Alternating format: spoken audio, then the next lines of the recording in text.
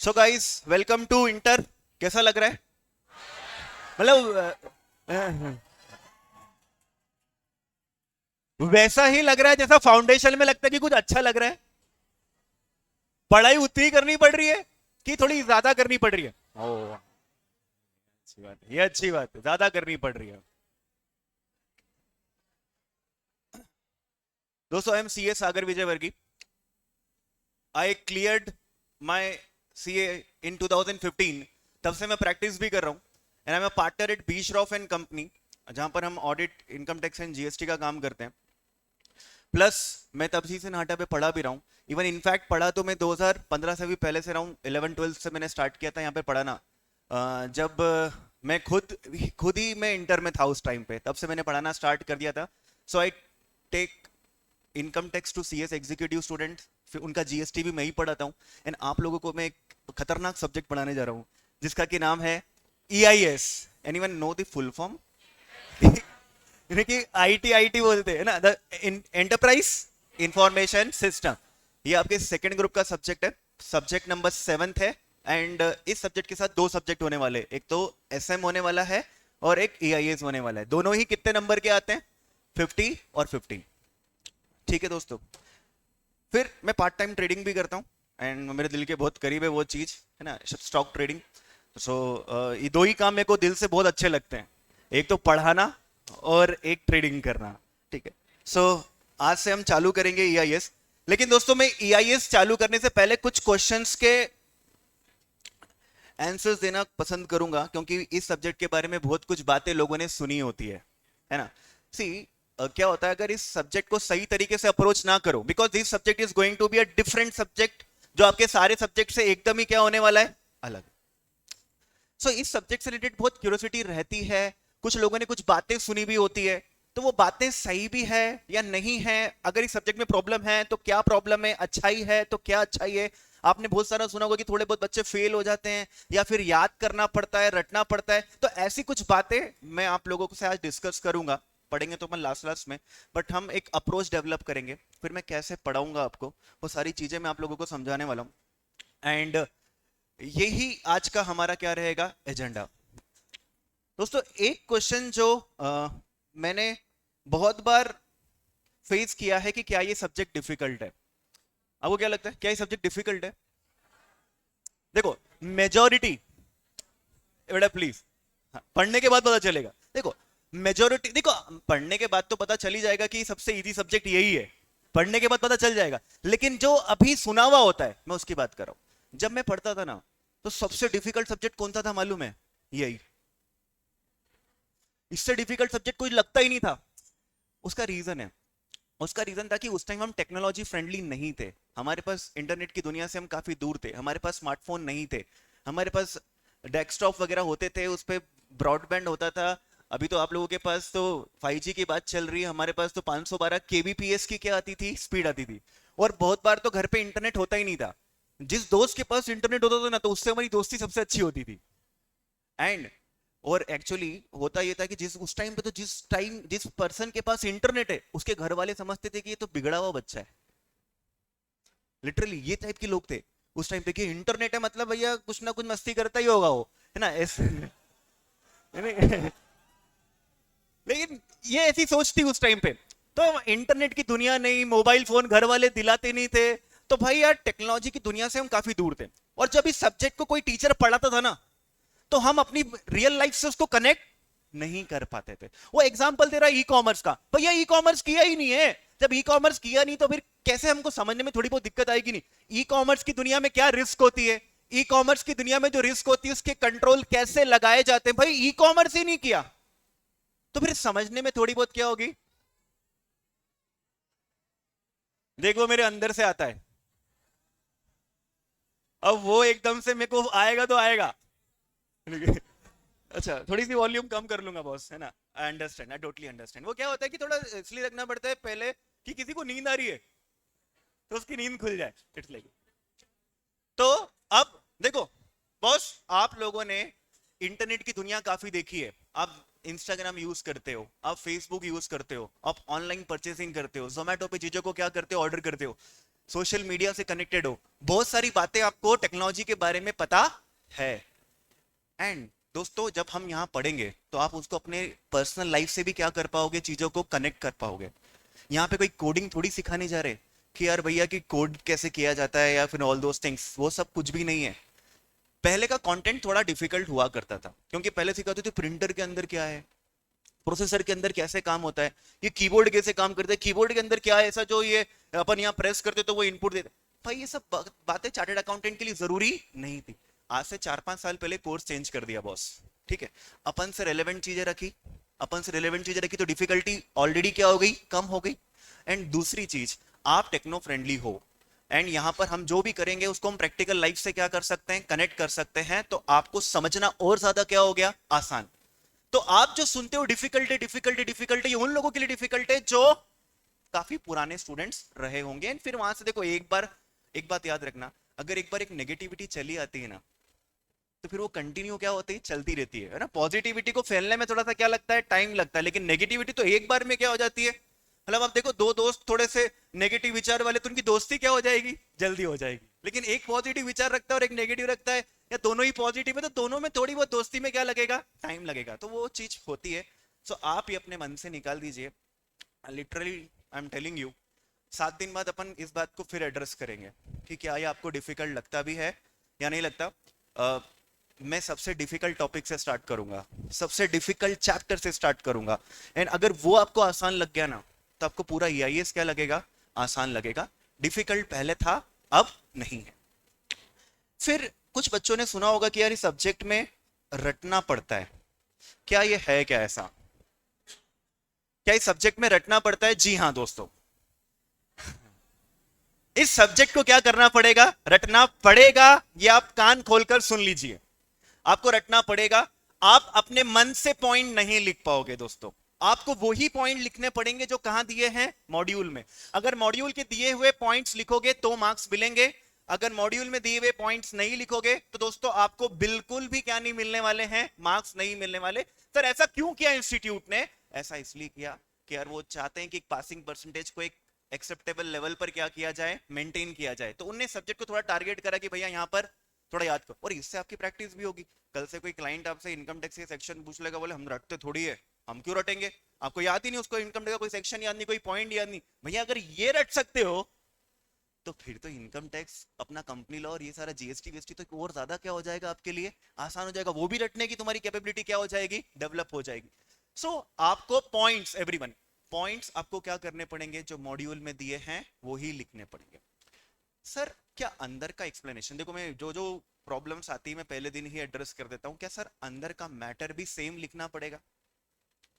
यार ये बच्चा बार बार आके पूछता, सर अंदर का कैसे लिखें, अंदर का कैसे लिखेंगे, क्या अंदर का कैसे लिखेंगे?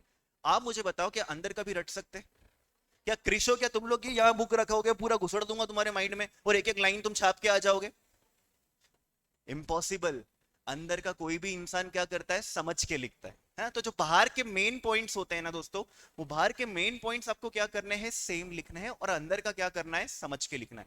अब होता यह है कि जो जैसे जिनकी जैसे स्कूलिंग होती है, जिन लोगों ने थोड़ा सा कॉन्वेंट से पढ़ा है, जिनकी इंग्लिश ज्यादा अच्छी है, उनकी सेंटेंस फ्रेमिंग थोड़ी सी क्या होती है, ज्यादा अच्छी होती है। और जिन लोगों ने मेरे जैसे स्कूल से पढ़ा है, नॉर्मल स्कूल से पढ़ा है, चिल स्कूल से पढ़ा है, तो भैया आपकी लैंग्वेज फ्रेमिंग थोड़ी सी क्या रहेगी, नॉर्मल। तो सर हमको तो मार्क्स कम मिलेंगे। सुनना, अगर किसी को लगता है कि उसकी लैंग्वेज में प्रॉब्लम है, तो दोस्तों मैं इस क्लास में एआईएस पढ़ा सकता हूं, लेकिन लैंग्वेज की प्रॉब्लम दूर नहीं कर सकता। लैंग्वेज की प्रॉब्लम दूर होती है प्रैक्टिस से। जैसे अगर आपको अकाउंट्स में स्पीड कम है, तो आप क्या करोगे बच्चों, आप नंबर ऑफ क्वेश्चंस क्या करोगे, सॉल्व कर। तो अगर आपकी लैंग्वेज का इशू है, तो आपको 2-3-4 बार वो चीज को क्या करना पड़ेगा, लिखना पड़ेगा। लोग क्या समझते हैं, थियरी सब्जेक्ट है, ये इंसान बोल देगा, हमारे दिमाग में आ जाएगा और एग्जाम में हम करके आ जाएंगे। ऐसा नहीं होता भाई, हर सब्जेक्ट में मेहनत करनी होती है ना। प्रैक्टिकल का एक अलग मेहनत करने का तरीका होता है, और थियरी का मेहनत करने का तरीका क्या होता है, अलग। सर आप कैसे हमें याद करवाओगे, बहुत सारे लोगों का ये क्वेश्चन होता है। देखो दोस्तों, सबसे पहले तो चीजों को समझाएगा, मैं आपको पूरी चीजों को समझाऊंगा। समझाने के बाद हम मल्टीपल टाइम्स क्या करेंगे, रिवीजन करेंगे। जैसे ना आज हमने जो पढ़ा उसका रिवीजन हम कल भी करेंगे। फिर कल जो 2 दिन का पढ़ेंगे, तो तीसरे दिन जब आएंगे तो पहले दिन भी रिवाइज करेंगे, दूसरे दिन भी रिवाइज करेंगे और तीसरे दिन का भी क्या करेंगे, रिवाइज करेंगे। जब हम चौथे दिन आएंगे तो फिर हमने जो पहले 3 दिन का पढ़ा उन तीनों का हम क्या करेंगे, रिवाइज। अगर हम मल्टीपल टाइम क्या करते हैं दोस्तों, रिवाइज करते हैं, तो वो चीजें आपके माइंड में बैठ जाती है। अब वैसे तो इस सब्जेक्ट में कोई होमवर्क ऐसा तो होता नहीं है, लेकिन दोस्तों एक रिक्वेस्ट रहेगी, एक हम्बल रिक्वेस्ट रहेगी आपसे कि 10 मिनट बस रोज वही पढ़ के आ जाओ जो मैंने आपको क्या किया है, पढ़ा है। उसका रीजन मैं बता रहा हूँ। जो मैंने पिछली क्लास में एक्सपीरियंस किया कि यार मैं कल रिवीजन करवा रहा हूँ तो बच्चे को याद आना चाहिए। अब बच्चे को याद नहीं आ रहा है तो फिर मैं रिवीजन कैसे कराऊंगा। फिर अब मुझे लगता है यार ये बच्चे लोग खुद तो सिंसियर ले ही नहीं रहे, चीजों को याद नहीं कर रहे हैं, ठीक है जान दो, मैं नहीं कराऊंगा रिवीजन। तो मैं पढ़ा दूसरी को, आपको समझ में भी आ जाए लेकिन आपको याद नहीं हो तो क्या मार्क्स मिल पाएंगे। तो बस आपसे एक हम्बल रिक्वेस्ट है दोस्तों कि आप रोज उसको 10 मिनट दी। अगर आपने 10 मिनट ईमानदारी के रोज दी ना तो आपको कभी सब्जेक्ट में प्रॉब्लम आने वाली नहीं है। मैं पढ़ाता मॉड्यूल से हूं, मेरे नोट्स ही नहीं है, मैं आपको मॉड्यूल की एक एक लाइन पढ़ाऊंगा, आपको वर्ड पढ़ाऊंगा, उसके अलावा कुछ भी नहीं, सिर्फ मॉड्यूल। सबसे सबसे इंपॉर्टेंट चीज क्या होती है ना, कोई और बुक जरूरत ही नहीं बॉस। अगर किसी को मॉड्यूल समझ में आ गया ना तो और क्या करना है, कैसे भी क्वेश्चन बना दो, कुछ भी कर दो, कुछ भी ऑब्जेक्टिव पूछ लो, अपन पढ़ किससे रहे, मॉड्यूल से पढ़ रहे। आपको कोई टेंशन लेने की जरूरत नहीं रहेगी, बस आपको 10 मिनट रोज देना है, ठीक है। रटना पड़ेगा, रटाने की गारंटी मेरी, मेरे पास बहुत सारी टेक्निक्स है रटाने की। कुछ तो भी मस्ती करनी पड़ेगी या कुछ तो भी छिछोरे काम करने पड़ेंगे या कुछ गाना वाना गाना पड़ेगा या कुछ, सबके वो निमोनिक्स है यार, कुछ तो भी मैंने बना रखा है। वो मेरा तरीका है, देखो वो मैंने कर रखा है। मैं जब पढ़ता था तो मैंने जिस तरीके से याद किया है मैं उस तरीके से आपको क्या करवाऊंगा दोस्तों, याद करवा दूंगा, डोंट वरी। पहले समझाऊंगा हर चीज को और उसके बाद फिर हम मल्टीपल टाइम क्या करेंगे, रिवीजन। सो पीछे वाले लोगों को भी इन्वॉल्व रहना पड़ेगा, आप सब लोगों को इन्वॉल्व रहना पड़ेगा। आप देखो जितना आप में जोश रहेगा उससे 100 गुना जोश मेरे में रहेगा, और आप में जोश कम है तो फिर नहीं, मेरे में तो है लेकिन फिर वो उतना नहीं रहेगा यार, है ना। तो क्या होगा, टू वे कम्युनिकेशन होगा ना तो बहुत ज्यादा क्या होता है, मजा आता है। फिर डिफिकल्ट वाली बात तो गलत है भाई, डिफिकल्ट नहीं है, अब आपको इश्यू नहीं आने वाले। 2 रीजन दिए, एक तो टॉपिक ही क्या कर दिए इनने, हटा दिए, और दूसरा रीजन क्या दिया कि अब समझाना बहुत ज्यादा आसान है क्योंकि आपने टेक्नोलॉजी की दुनिया देखी है। रटना पड़ेगा, यस। क्या बच्चे फेल होते हैं, हाँ। अब यहां पर हम आते हैं इस चीज के ऊपर, क्या ये बच्चे फेल होते हैं। देखो एक तो जिनकी लैंग्वेज इशू है, जिनको सेंटेंसेस नहीं बनते, तो बेटा फिर आपने इंग्लिश मीडियम लिया है और आपसे सेंटेंसेस नहीं बनेंगे तो फिर आपको थोड़ी बहुत तो क्या होगी, इश्यूज आएंगे।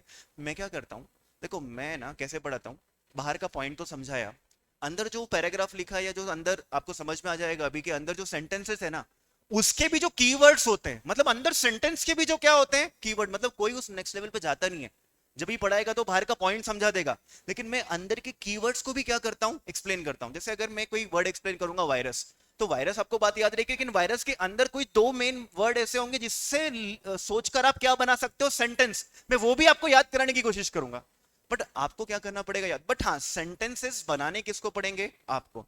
एंड एक बात याद रखना, बच्चा क्या करता है, वो मॉड्यूल में जिस तरीके से स्टार्टिंग हुई है लाइन की, हम भी वैसे ही स्टार्टिंग करें, भाई ऐसा कुछ नहीं होता है। बाहर का वर्ड याद रखो, अंदर के 1-2 वर्ड याद रखो, जो आपको लगता है आप, जैसी आपकी लैंग्वेज है उस लैंग्वेज में क्या कर दो, एक्सप्लेन कर दो। It is very simple. लोग सोचते कि एग्जैक्ट मॉड्यूल का, भाई ऐसा कभी नहीं, मैं आपको कॉपी भी दिखा दूंगा, जिसने सिर्फ पॉइंट लिखा है अंदर का एक्सप्लेन नहीं किया ना उसको भी मार्क्स मिले।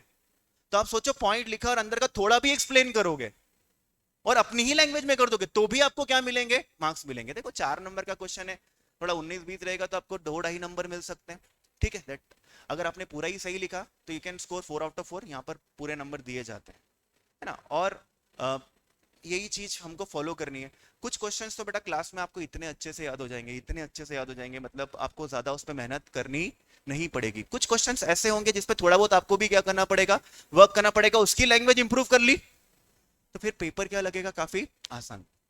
फेल एक तो लैंग्वेज की वजह से होते हैं, लैंग्वेज की प्रॉब्लम है दोस्तों, तो प्रैक्टिस करो, है ना। मैं क्लास में नोट्स बनवा दूंगा, मैं आपको क्या बनवाऊंगा क्लास में, नोट्स। आपको एक छोटी सी रफ कॉपी लेकर आनी है, उसमें हम क्या करेंगे, चार्ट्स बनाएंगे, क्या करेंगे, चार्ट। और जिसको कॉपी नहीं बनानी है, मेरा सजेशन है कि वो घर पर जाकर थोड़ी सी क्या कर ले, प्रैक्टिस कर। जो एक बार लिख लेता है ना तो उसके माइंड में वो चीजें क्या हो जाती है, बैठ जाती है। थ्योरी में बड़े बुजुर्गों ने अपन को बोला था, इसलिए क्लास के अंदर आप सिर्फ सुन रहे हो, सिर्फ सुन रहे हो, तो उससे अच्छा है कि सुनते सुनते क्या कर लिया आपने, नोट्स बना लिए, तो वो चीजें और ज्यादा क्या हो जाएगी, बेटर हो जाएगी। वो नोट्स आपको एग्जाम टाइम पे बहुत ज्यादा क्या आएंगे, काम आएंगे। आई बात समझ में? तो एक कॉपी कल आप क्या करना, लेकर आना, और मॉड्यूल जरूर आज लाए हो मॉड्यूल, आए नहीं मॉड्यूल, कोई बात नहीं, कोई बात नहीं, नहीं आए मॉड्यूल, जरूरत नहीं अभी फिलहाल, थोड़े दिन तो हमारा काम चल जाएगा, लेकिन यस कॉपी जरूर लेकर आ जाइएगा, जिसमें मैं आपको बहुत शॉर्ट में चीजें लिखवा दूंगा, जिससे कि आपको और कनेक्टिविटी बढ़ेगी। मार्कर भी लेकर आ जाना, ठीक है, और स्टिकी नोट्स भी ले आना। अगर किसी को कुछ मॉड्यूल में ही लिखना है ना वहीं पर, तो एग्जाम्पल वहां लिख के रख लो, है ना। आपको कब, देखो बेटा, एक मैं आपको अश्योरेंस देता हूं, आपको कभी ऐसा डिफिकल्ट, ऐसा कोई पॉइंट डिफिकल्ट लग ही नहीं सकता, क्योंकि मैं खुद 3 बार फेल हुआ, मेरे को खुद इस पे बहुत रिसर्च करी कि यार ये क्या सही था, ये क्या सही था, ये क्या सही था, उसमें कभी प्रॉब्लम नहीं आने दूंगा, पॉइंट समझने में कभी प्रॉब्लम नहीं आएगी। बस प्रॉब्लम आप लोगों के साइड से आ सकती है कि अगर हमने 10 मिनट नहीं दिए ना, तो हमें कल याद नहीं आएगा, और चीजें कनेक्टेड होती बेटा। अगर 7 दिन तक आप फिर कनेक्ट नहीं कर पा रहे हो, तो 8वें दिन आप कभी भी कनेक्ट नहीं कर पाओगे। विल सी यार, फिर मजा नहीं आ रहा है, फिर ये समझ में नहीं आया। तो मेरा तरीका है, इसलिए मैं आपको क्लियर बोल रहा हूँ, डेली के 10 मिनट क्या प्रॉमिस करते बच्चे, है ना। देखो फेल, एक रीजन और था फेल होने का, पहले सीए का रिजल्ट आता था, इंटर का रिजल्ट 2-2.5% आता था, और ये सब्जेक्ट फाइनल में था, ठीक है, ये सब्जेक्ट कहाँ पे था, फाइनल में था, और फाइनल का रिजल्ट भी और कम हुआ करता था, फाइनल का रिजल्ट और कम हुआ करता था। उस टाइम पर क्या हुआ, देखो ये सब्जेक्ट तो बहुत पुराना है, मतलब 2008-7 से चला आ रहा है। 2008 में कोई दिक्कत नहीं थी, 9 में कोई दिक्कत नहीं थी, 10 में, 11 में, 12 में कोई दिक्कत नहीं, सब पास होते थे, सब पास होते थे। लेकिन 2012 में एकदम से क्या हुआ, फेल होना चालू हो गए, एकदम से फेल होना चालू हो गए। किसी को समझ में नहीं आया कि यार ये क्या हुआ यार, 2 बार में एकदम से सब्जेक्ट में क्यों फेल हुए। चलो ठीक है, चिल लिया, अगली बार पेपर दिया। सबसे ज्यादा बच्चे जो 2013 में फेल हुए, वो किस में हुए, ये आईटी के अंदर, तब ये आईएएस नाम नहीं था, इसका क्या नाम था, आईटी। 2014 में भी ऐसा हुआ। अब टीचर्स का भी दिमाग खराब हो गया यार, कि यार ये क्या हो रहा है। फिर बाद में ना इंस्टीट्यूट ने क्या किया, एक एडवाइजरी इशू करी कि students are writing very general answers. मतलब 2012 या 11 के पहले ऐसी दिक्कत नहीं थी कि अपनी लैंग्वेज में और अपने पॉइंट्स क्या कर दो, आप लिख दो, कोई दिक्कत नहीं, मार्क्स मिलते थे। लेकिन 2012 से उन्हें सडनली बिना एडवाइस दिए क्या कर दिया, चेंज। उस टाइम के टीचर्स पढ़ाते कैसे होंगे दोस्तों यार, समझाते होंगे क्या, याद करवाते होंगे। कौन याद करवाता है, कौन रटवाता है यार इस उम्र के बच्चों को, बताओ मेरी बात, आप कोई रटवाता है क्या, नहीं रटवाता। अब टीचर्स को पता ही नहीं था कि उसको क्या करवाना है, याद करवाना है, स्टूडेंट को भी नहीं पता याद करवाना। तो 2012, 13, 14, 15, 16 इस टाइम पे बहुत लोग फेल हुए। जब लोगों को समझ में आया कि भैया इस सब्जेक्ट में अब क्या करना पड़ेगा, थोड़ी मॉड्यूल की लैंग्वेज लिखनी पड़ेगी, मॉड्यूल के ही क्या लिखने पड़ेंगे, पॉइंट्स लिखने पड़ेंगे, जब लोगों को पता चला, तो ऑटोमेटिक फेल परसेंटेज क्या हो गया, काफी ड्रास्टिकली डाउन हो गया। एंड पेपर का लेवल तो ऑब्जेक्टिव आने के बाद बहुत ज्यादा क्या हो चुका है दोस्तों, आसान हो चुका है, बहुत ज्यादा आसान है, ट्रस्ट मी। मतलब आपने जिससे भी बात सुना हो ना, 7 दिन, 10 दिन, 15 दिन, 1 महीने बाद, मे बी यही आप भी यही, 1 महीने बाद हम डिस्कस करेंगे कि क्या हमें ये सब्जेक्ट डिफिकल्ट लग रहा है। हो सकता है कि आपको 80-90 पेज आपके फिंगर्स पे याद हो, आपको बुक भी नहीं देखनी पड़ेगी, आपको बुक उठानी भी नहीं पड़ेगी मॉड्यूल में, आप क्वेश्चन भी खुद बोलोगे, आप उसके आंसर भी खुद बोलोगे, बस आपको डेली के कितने देने, 10 मिनट। अगर आपने इतना कर लिया, तो फिर अपन अपन डिस्कशन करेंगे कि यार ये सब्जेक्ट डिफिकल्ट है या नहीं। आज और फिर एक बात है कि इसमें बहुत सारे इंपॉर्टेंट क्वेश्चंस से ही एग्जाम में पूछा जाता है। तो एक बार तो हम पूरा मॉड्यूल पढ़ेंगे, देन लास्ट में मैं आपको क्या दूंगा, इंपॉर्टेंट क्वेश्चन की लिस्ट दूंगा। चांसेस होते हैं कि उसमें से आ जाता है, लेकिन ठीक है, वो चांसेस तो अपने साइड में रखेंगे अपन। तो पहले तो क्या करेंगे, पूरा मॉड्यूल पढ़ेंगे। ओके, चलिए दोस्तों, डिफिकल्ट नहीं है, रटना पड़ेगा, अब रटा देगा, मैं रटा देगा। तीसरा क्या था, फेल होते क्या होते थे, लेकिन अब क्या हुआ है, कम हुआ है। हम लोगों को पता है ना क्या गलती करते थे लोग, आज भी वही गलती करोगे तो क्या होंगे, फेल होना ही है, फेल होना ही है। आज भी अगर इंसान सेम गलती रिपीट करेगा तो क्या होगा दोस्तों, फेल होगा। और सीए में वैसे तो हर कोई पास होता नहीं, 100 में से तो पहली बात तो 25 लोग तो पास होते, 100 में से 40 लोग क्या होंगे, पास होंगे। 50 लोग क्लास में से 50 लोग क्या हो जाएंगे, 50 तो फेल होंगे ही ना। तो क्या गलती कर रहे हैं, वो यही गलती करेंगे इस सब्जेक्ट के अंदर कि यार टाइम नहीं दिया और थोड़ा सा पॉइंट्स मॉड्यूल के नहीं लिखे, तो गलत हो जाता है। फिर बात ही आती है कि हमें सब्जेक्ट पढ़ाया क्यों जाता है। कोई बता सकता है मुझे, कोई सोच सकता है क्यों ये पढ़ाया जा रहा है, every anyone, any from there, anyone, आपको क्या लगता है ये क्यों पढ़ाया जा रहा है, क्या हमें कोडिंग सिखाई जा रही है क्या। अच्छा, एक बच्चा मैं आऊंगा उसके ऊपर, वो पूछ रहा है केस स्टडी आती है क्या, कोई केस स्टडी नहीं, कोई इनडायरेक्ट क्वेश्चन नहीं, straight forward question, straight forward. No difficulty level, straight forward. वो पूछेंगे भैया भारत पे एक्सप्लेन कर दीजिए, पेटीएम एक्सप्लेन कर दीजिए, स्ट्रेट फॉरवर्ड पूछेंगे। डिजिटल पेमेंट की रिस्क क्या करेंगे पूछेंगे, ई कॉमर्स कैसे करते हो, ऑनलाइन शॉपिंग कैसे करते हो, उसको एक्सप्लेन कर दीजिए भैया, स्ट्रेट फॉरवर्ड क्वेश्चंस आते हैं। वो गए जमाने जहां पर क्या पूछे जाते थे, केस स्टडीज। चलिए कोई बता सकता है मुझे कि सब्जेक्ट पढ़ाया क्यों जाता है? हाँ, सीए टेक फ्री नहीं, हाँ, नहीं, क्या हो रहा है? उन्हें उसने गलत लिखा होगा, टेक्नोलॉजी थोड़ा सा कुछ लिख रहा हो, कोई बता सकता है ऑनलाइन? हाँ,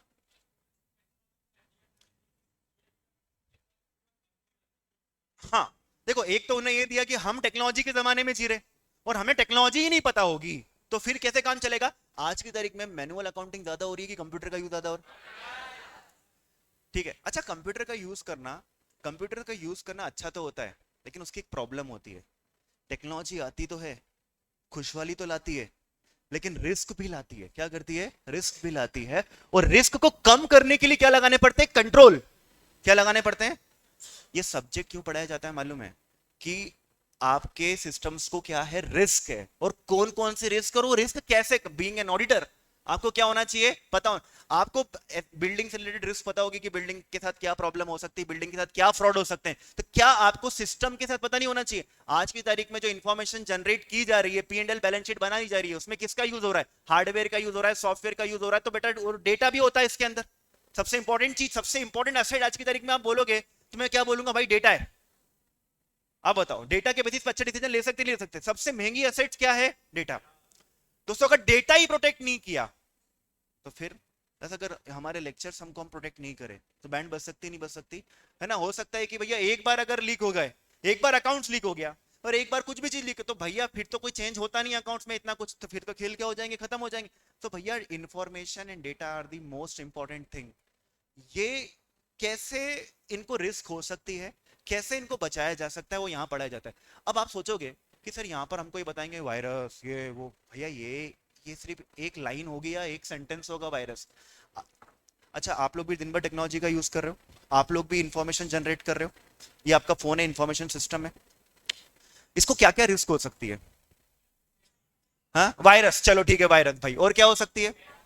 हाँ, हैक हो सकता है, चलो ठीक है, और देखो, सुनो ये अपने माइंड से निकाल दो, यहां पर टेक्नोलॉजी से रिलेटेड चीज नहीं पूछी मैंने, ये सिस्टम को रिस्क है, ये गिर भी सकता है ना, इस पे डस्ट भी आ सकती है, इसकी स्क्रीन क्या हो सकती है, टूट सकती है, ये चोरी भी हो सकता है। तो समझो, यहां पर ये नहीं सिखाया जाएगा कि सिर्फ वायरस हैकिंग, यार ये सब नहीं, बहुत सारी रिस्क है। ये पानी में गिर गया तो क्या हो जाएगा? खराब हो जाएगा। आग लग गई तो क्या हो जाएगा? खराब हो जाएगा।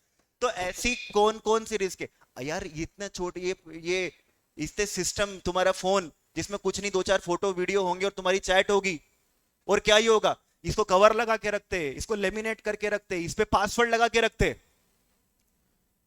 ठीक है, तो आप सोचो, जो इतने बड़े बड़े सर्वर लेके बैठे हैं, उनके लिए तो क्या होगा? वो और कॉस्टली है, उनके हार्डवेयर सॉफ्टवेयर ओवर कॉस्टली, उनका डेटा और ज्यादा क्या है? महंगा है। तो उनको तो क्या लगाने पड़ेंगे? कंट्रोल। वो कंट्रोल के कुछ एग्जांपल्स, वो रिस्क क्या है, वो यहां पर क्या किया जाएगा? सिखाया जाएगा। So it gonna be very interesting. जिस टेक्नोलॉजी का हम यूज कर रहे हैं उससे रिस्क भी आती है हमारे पास, तो उस रिस्क को हम कैसे क्या कर सकते हैं, कम कर सकते हैं, वो चीज बताई जाएगी यहां पर। आई बात समझ में दोस्तों? सो डिफिकल्ट, रटना, फेल एंड वाई का रीजन भी आप लोगों को मिल गया। You are in the technology world, आप टेक्नोलॉजी यूज कर रहे हो, तो यूज करते हैं तो रिस्क भी आती है। रिस्क को कम करने के लिए हम क्या लगाते हैं? कंट्रोल्स लगाते हैं। एंड दोस्तों फ्यूचर में आपने सुना होगा ऐसा कि कंपनी ऑडिट, कंपनी का ऑडिट और ये सब धीरे धीरे हवा उठी थी बीच में कि कंपनी ऑडिट क्या कर देंगे? बंद कर देंगे। बैंक ऑडिट्स को धीरे धीरे क्या कर दिया जाएगा? बंद कर दिया जाएगा। क्योंकि सारा काम कौन कर रहा है? सिस्टम कर रहा है। सिस्टम क्या गलती करता है क्या दोस्तों इतनी? आप मुझे बताओ। मैनुअल होगा तो एक बार समझ में आ सकता है कि क्या होती है, गलती होती है, लेकिन क्या सिस्टम उतनी गलती कर सकता है क्या? तो फिर क्या जरूरत है ऑडिट की? आज बताओ, बैंक के अंदर इंटरेस्ट कैलकुलेट कौन करता है? कोई इंसान करता है कि सॉफ्टवेयर कर रहा है? तो गलत करेगा क्या? नहीं करेगा। तो फिर क्यों करवा रहे ऑडिट? क्यों करवा रहे ऑडिट? ये ही बोला जा रहा है, और अपने अपनी फील्ड पे बहुत बड़ा क्या है दोस्तों? सवाल है। लेकिन एक ऑडिट का स्कोप बढ़ रहा है, एंड वो ऑडिट है सिस्टम्स ऑडिट। वो ऑडिट क्या है? System audit. एंड दोस्तों देखो, आप जब सीए बनोगे, आप जब प्रैक्टिस में जाओगे या प्रैक्टिस में गए आप फॉर एग्जांपल, तो आप इनकम टैक्स की प्रैक्टिस चालू कर दो तो आशीष सर जैसे लोग बैठे हुए हैं वो आपको काम आने नहीं देंगे, ठीक है? फिर क्योंकि नहीं नहीं, they are very experience, they are very experience. ऐसे बहुत सारे लोग हैं वो इनकम टैक्स जीएसटी के काम, अच्छे काम आपके पास आएंगे ही नहीं।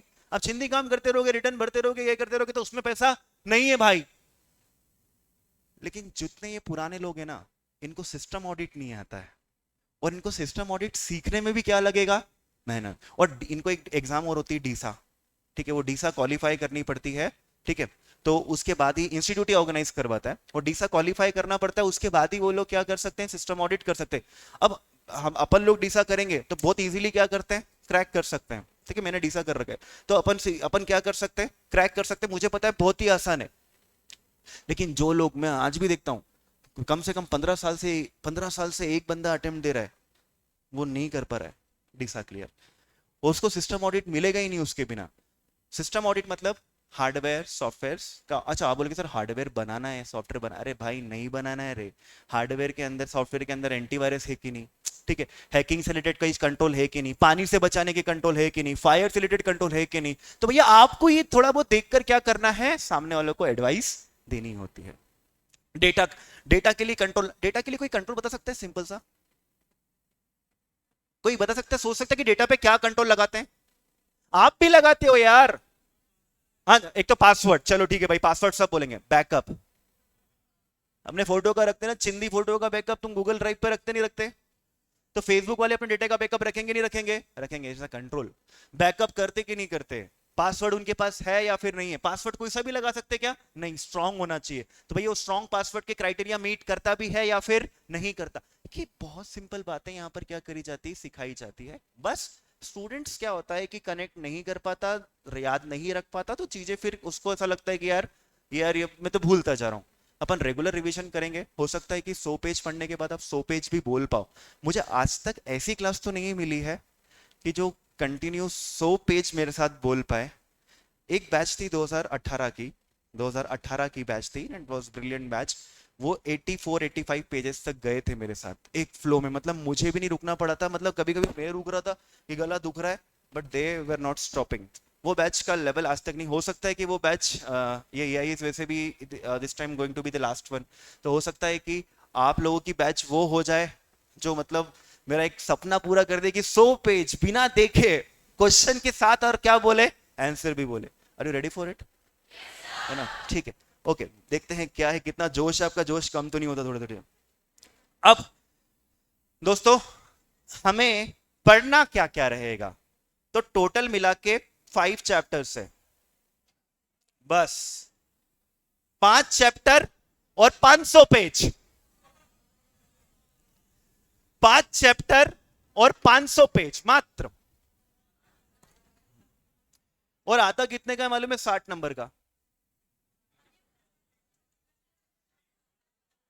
50 का आता है, लेकिन ऑप्शंस के साथ कितने का हो जाता है? 60 का। ऑप्शन के साथ कितने का हो जाएगा दोस्तों? 60 मार्क्स का हो जाएगा। मतलब एक क्वेश्चन आपके पास छोड़ने का क्या रहेगा? चांस रहेगा। टोटल 5 चैप्टर है, पांचों अपने आप में इक्वली इंपॉर्टेंट है। अब अपन पढ़ने की तरफ आ रहे कि चलो अपन देखते हैं कि किस तरीके से हम क्या करेंगे, अप्रोच करेंगे। चैप्टर नंबर 1, चैप्टर तो पहले आपको बताता हूं क्या है। चैप्टर नंबर 1, उसका नाम है ऑटोमेटेड, एक ही नाम सुना जीवन में, ऑटोमेटेड। भाई स्पेलिंग में सुन लेना, मेरे साथ में लिख लेना, थोड़ी देर बाद मेरी स्पेलिंग मेरे को समझ में नहीं आती, भाई खतरनाक राइटिंग है मेरी। Automated business process everyone. पहला चैप्टर जो रहेगा वो क्या रहेगा? ऑटोमेट। इसमें क्या सिखाते हैं मालूम? बिजनेस में बहुत सारी प्रोसेस होती है, जैसे अकाउंटिंग करना एक प्रोसेस है। Accounting is an art of recording, classifying, summarising, है ना? वो रहता कि नहीं रहता? वो पहले वो जर्नल एंट्री ना ले, अकाउंटिंग इज द प्रोसेस, है ना? Ledger, trial balance, PNL balance, पहले ये मैनुअली होता था। पहले ये क्या होता था? अब मैनुअली नहीं होगा। अब कौन करेगा? ऑटोमेशन। अब कौन करेगा? सिस्टम। भाई बैंक वाले का सिस्टम देखो ना कितना शानदार है। पर्टिकुलर डेट आने पे जर्नल एंट्री भी खुद करता है, इंटरेस्ट की खुद ही लेजर एंट्री करता है, खुद ही ट्रायल बैलेंस बना लेता है, खुद ही पीएनएल बैलेंस शीट में डाल भी देता है। जरूरत ही नहीं इंसान की। तो भैया बिजनेस की प्रोसेसेस है, आप चाहो तो क्या करवा लो, उसको ऑटोमेट करवा लो। जैसे मैं ट्रेडिंग करता, तो ट्रेडिंग करता हूँ, ट्रेडिंग कर रहे हैं तो उस केस में भी ऑटोमेशन भी हो गया, अपने आप ट्रेड एग्जीक्यूट हो जाएंगे, बाय भी हो जाएगा, सेल भी हो जाएगा, क्योंकि आपने सुना होगा अल्गोरिथम्स आर देयर नाउडेज, है ना। तो वो ऑटोमेटिक पर्टिकुलर कंडीशन आने पर क्या करेंगे, ट्रेड भी कर। तो भाई करूं कि नहीं करूं, ऑटोमेशन करना भी चाहिए या नहीं करना चाहिए, ऑटोमेशन के क्या फायदे होंगे, ये कहां सिखाया जाएगा आपको, चैप्टर नंबर 1 के अंदर सिखाया जाएगा। ठीक है, कि यहां से हम पढ़ना चालू करेंगे क्या, नहीं, यहां से चालू नहीं करेंगे दोस्तों। अब आते हैं दोस्तों कहां पर, चैप्टर नंबर 2 पे। चैप्टर नंबर 2 का नाम है फिनेंशियल एंड, अबे स्टेट में यही सुना, फिनेंशियल एंड अकाउंटिंग सिस्टम। अच्छा, आप मुझे बताइए, आपके लिए सबसे इंपॉर्टेंट प्रोसेस कौन से होने वाली है, परचेज की, अकाउंटिंग की, सेल्स की, कॉस्ट की, सबसे ज्यादा बीइंग अ चार्टर्ड अकाउंटेंट क्या काम आएगा, अकाउंटिंग, है ना। और कौन से सॉफ्टवेयर से आप डील करोगे, पहले वाले चैप्टर में सिखाएंगे कि आप हार्डवेयर सॉफ्टवेयर लेकर आ जाओ, अकाउंटिंग को क्या कर दो, ऑटोमेट कर दो, उसके फायदे बताएंगे, उसके क्या बताए जाएंगे, फायदे। फिर वो जो सॉफ्टवेयर आएगा ना, वो सॉफ्टवेयर कैसे काम करता है, वो सॉफ्टवेयर के फीचर्स, है ना, और वो भी किससे रिलेटेड ज्यादा फोकस किया जाएगा, फिनेंशियल, है ना, किससे रिलेटेड किया जाएगा। जैसे एक सॉफ्टवेयर है टैली, तो टैली से रिलेटेड कुछ बातें हम यहाँ पर क्या होंगे, करने वाले रहेंगे। तो आई बात समझ में। तो पहले तो वो सारी प्रोसेस, अकाउंट मटेरियल की प्रोसेस होती है, परचेज करने की प्रोसेस होती है, प्रोडक्शन की प्रोसेस होती है, एचआर की प्रोसेस होती है। ठीक है, आपने सुना होगा एचआर की प्रोसेस कभी, अरे बीएस पढ़ा नहीं कह रहे, एचआर की प्रोसेस, रिक्रूट करते, ट्रेनिंग देते, सैलरी, अरे भाई वही है। तो वो जो, अरे सॉफ्टवेयर को जाके अनोखा नहीं करता है, जो मैनुअली होता है वही क्या होगा, सॉफ्टवेयर। तो भैया किन किन की ट्रेनिंग हो गई वो रिकॉर्ड करके रखना, किन किन का इंटरव्यू हो गया, कितने मार्क्स आए, रिकॉर्ड करके रखना। मैनुअली भी होता है, ऑटोमेशन भी कर सकते, आपको पहले में सिखाया जाएगा करना है या नहीं करना। बेसिकली ऑटोमेशन के हम क्या देखेंगे, फायदे। सेकंड में पूरा फोकस कहां शिफ्ट मारेंगे, वो फिनेंशियल अकाउंटिंग का सॉफ्टवेयर अगर लेकर आते हो तो सॉफ्टवेयर के फीचर्स क्या है ना। तो वो हम बातें कहां करेंगे, चैप्टर नंबर 2 में करेंगे। क्या हम यहां से चालू करेंगे, नहीं नहीं, chapter number 3, chapter number 3, chapter number 3, information system, info system and it's component. Information system क्या होता है, इंफॉर्मेशन सिस्टम किसकी चीजों से, आपके बारे में कुछ इंफॉर्मेशन जनरेट करनी है मुझको,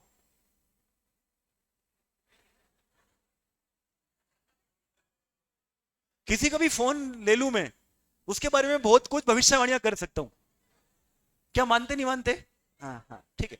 सो ये इंफॉर्मेशन सिस्टम, आपका इंफॉर्मेशन सिस्टम ये है, ठीक है। हमारी एकेडमी का इंफॉर्मेशन सिस्टम ये है, ये कैमरा, ये मॉनिटर, ये माइक, वो सीपीयू वहां रखा हुआ है, ठीक है। इससे लोगों को हम डेटा इनपुट दे रहा हूं मैं, प्रोसेस होके वो सब ऑनलाइन भी दिख रहा है, आप लोगों को यहाँ सब मिल रहा है, ठीक है। इसके कंपोनेंट होते हैं। अब कंपोनेंट क्या होते हैं इंफॉर्मेशन सिस्टम के, हार्डवेयर, यानी जो टेंजिबल पार्ट होता है, जो दिखने वाला पार्ट होता है ना, जिसको छू सकते, वो क्या है, हार्डवेयर।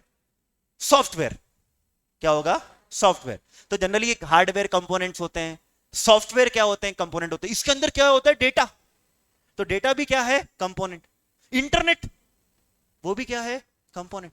तो हार्डवेयर, सॉफ्टवेयर, डेटा, ये सब क्या है, कंपोनेंट्स है। इनके बारे में सिखाया जाएगा, कहां सिखाया जाएगा, 3rd चैप्टर के अंदर। कहां सिखाया जाएगा, हार्डवेयर क्या होते हैं, सॉफ्टवेयर क्या होते हैं, इनपुट डिवाइस, आउटपुट डिवाइस, तो ये सब कहां सिखाया जाएगा, चैप्टर नंबर 3 में। क्या हम यहां से चालू करेंगे, हाँ।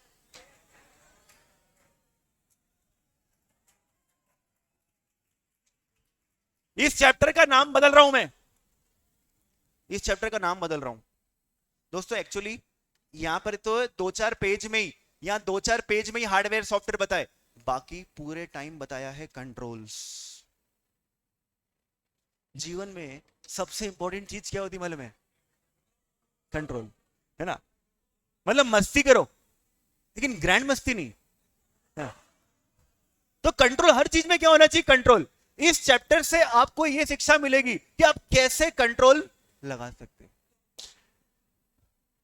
ये चैप्टर सबसे इंपॉर्टेंट है।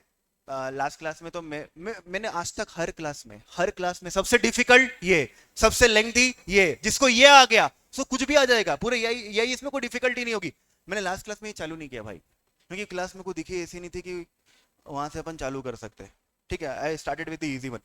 लेकिन मुझे लगता है कि आप लोगों की क्लास में मुझे ये स्टार्ट करना चाहिए, क्योंकि क्लास थोड़ी अच्छी दिख रही है। मैं और एक्चुअली क्या था, उस क्लास में जब मैं आया था तो I was the last one two start teaching them. तो मैंने बहुत कुछ सुन रखा था उनके बारे में, तो कि यार ये लोग पढ़ते नहीं, ये नहीं। तो ठीक है, मैंने लगा जब पढ़ते नहीं तो कहाँ से अपन चैप्टर नंबर 3 से क्या कर सकते, स्टार्ट कर सकते। आपके बारे में अभी कुछ सुना नहीं है। शायद नाटा तरह भी गुस्सा नहीं हुआ है आपसे। हाँ, ऑनलाइन नाटा तरह शायद गुस्सा नहीं हुए, होगा क्या? एक मैं आपको एक काम की बात बताता हूँ, वो नोटिस करना। वैसे बच्चे करते टीचर्स को नोटिस, लेकिन ये बात को नोटिस करना, जब सर बाल कटा के आते, नाटा सर ने जब हेयर कट करवाया, उसके बाद 15 दिन तक उनका गुस्सा एकदम, ये नोटिस करना आप। अभी अभी कटवाए उन्हें बाल, इसलिए मैंने आपको बोल दिया, नोटिस करना, देखते हो गुस्सा होते कि नहीं होते। 15 दिन बाद बात करेंगे अपन। कंट्रोल, दोस्तों कंट्रोल वाला चैप्टर क्या रहेगा, चैप्टर नंबर 3 एंड सबसे लेंथी है। सर इसको पहले पढ़ाने का रीजन एक्चुअली मुझे ऐसा लगता है, मैंने हर बार मेरी लाइफ का सबसे फर्स्ट क्लास भी जब मैंने ली थी, मैंने फर्स्ट क्लास जब ये EIS की ली थी, तब भी मैंने चालू ही कंट्रोल से किया था। और सबसे डिफिकल्ट पार्ट यही था। ये इसलिए मैं बोल रहा हूं क्योंकि इसमें ऐसे वर्ड सीखने के लिए मिलेंगे जो हमें बाकी सारे चैप्टर्स में क्या आएंगे, काम आएंगे। फिर चैप्टर नंबर 4, दोस्तों chapter number 4 is e commerce. बहुत इजी चैप्टर है, ई कॉमर्स, एम कॉमर्स है ना, दैट्स ई कॉमर्स के बारे में दिखाएंगे। इमर्जिंग टेक्नोलॉजी, ईटी, ईटी मतलब आइटॉनिक नहीं रहे, कौन बोला, emerging technology. E commerce, m commerce और इमर्जिंग टेक्नोलॉजी के बारे में। आज हम मोबाइल से कॉमर्स करते, चलते फिरते कॉमर्स कर लेते, चलते फिरते बाय कर देते, चलते फिरते सेल करते, चलते फिरते पेमेंट कर देते। You are using mobile devices to do the commerce. And हमको यहाँ पर किसके बारे में सिखाया जाएगा, बहुत सारे बिजनेस भी किसको अडॉप्ट कर रहे, ई कॉमर्स, एम कॉमर्स को अडॉप्ट कर रहे, तो उनको अडॉप्शन में हेल्प हो, कौन सी टेक्नोलॉजी उन्हें यूज करना चाहिए ई कॉमर्स, एम कॉमर्स के लिए, वो सारी बातें, ई कॉमर्स की दुनिया में क्या रिस्क आ जाती है, क्या कंट्रोल्स लगाने पड़ते हैं, वो चीज आपको चैप्टर को। सर इधर थोड़ा सा धीरे, अच्छा ठीक है ठीक है, थोड़ा सा धीरे बोल दो, थोड़ा दूर कर दो माइक, अब चलेगा, और धीरे।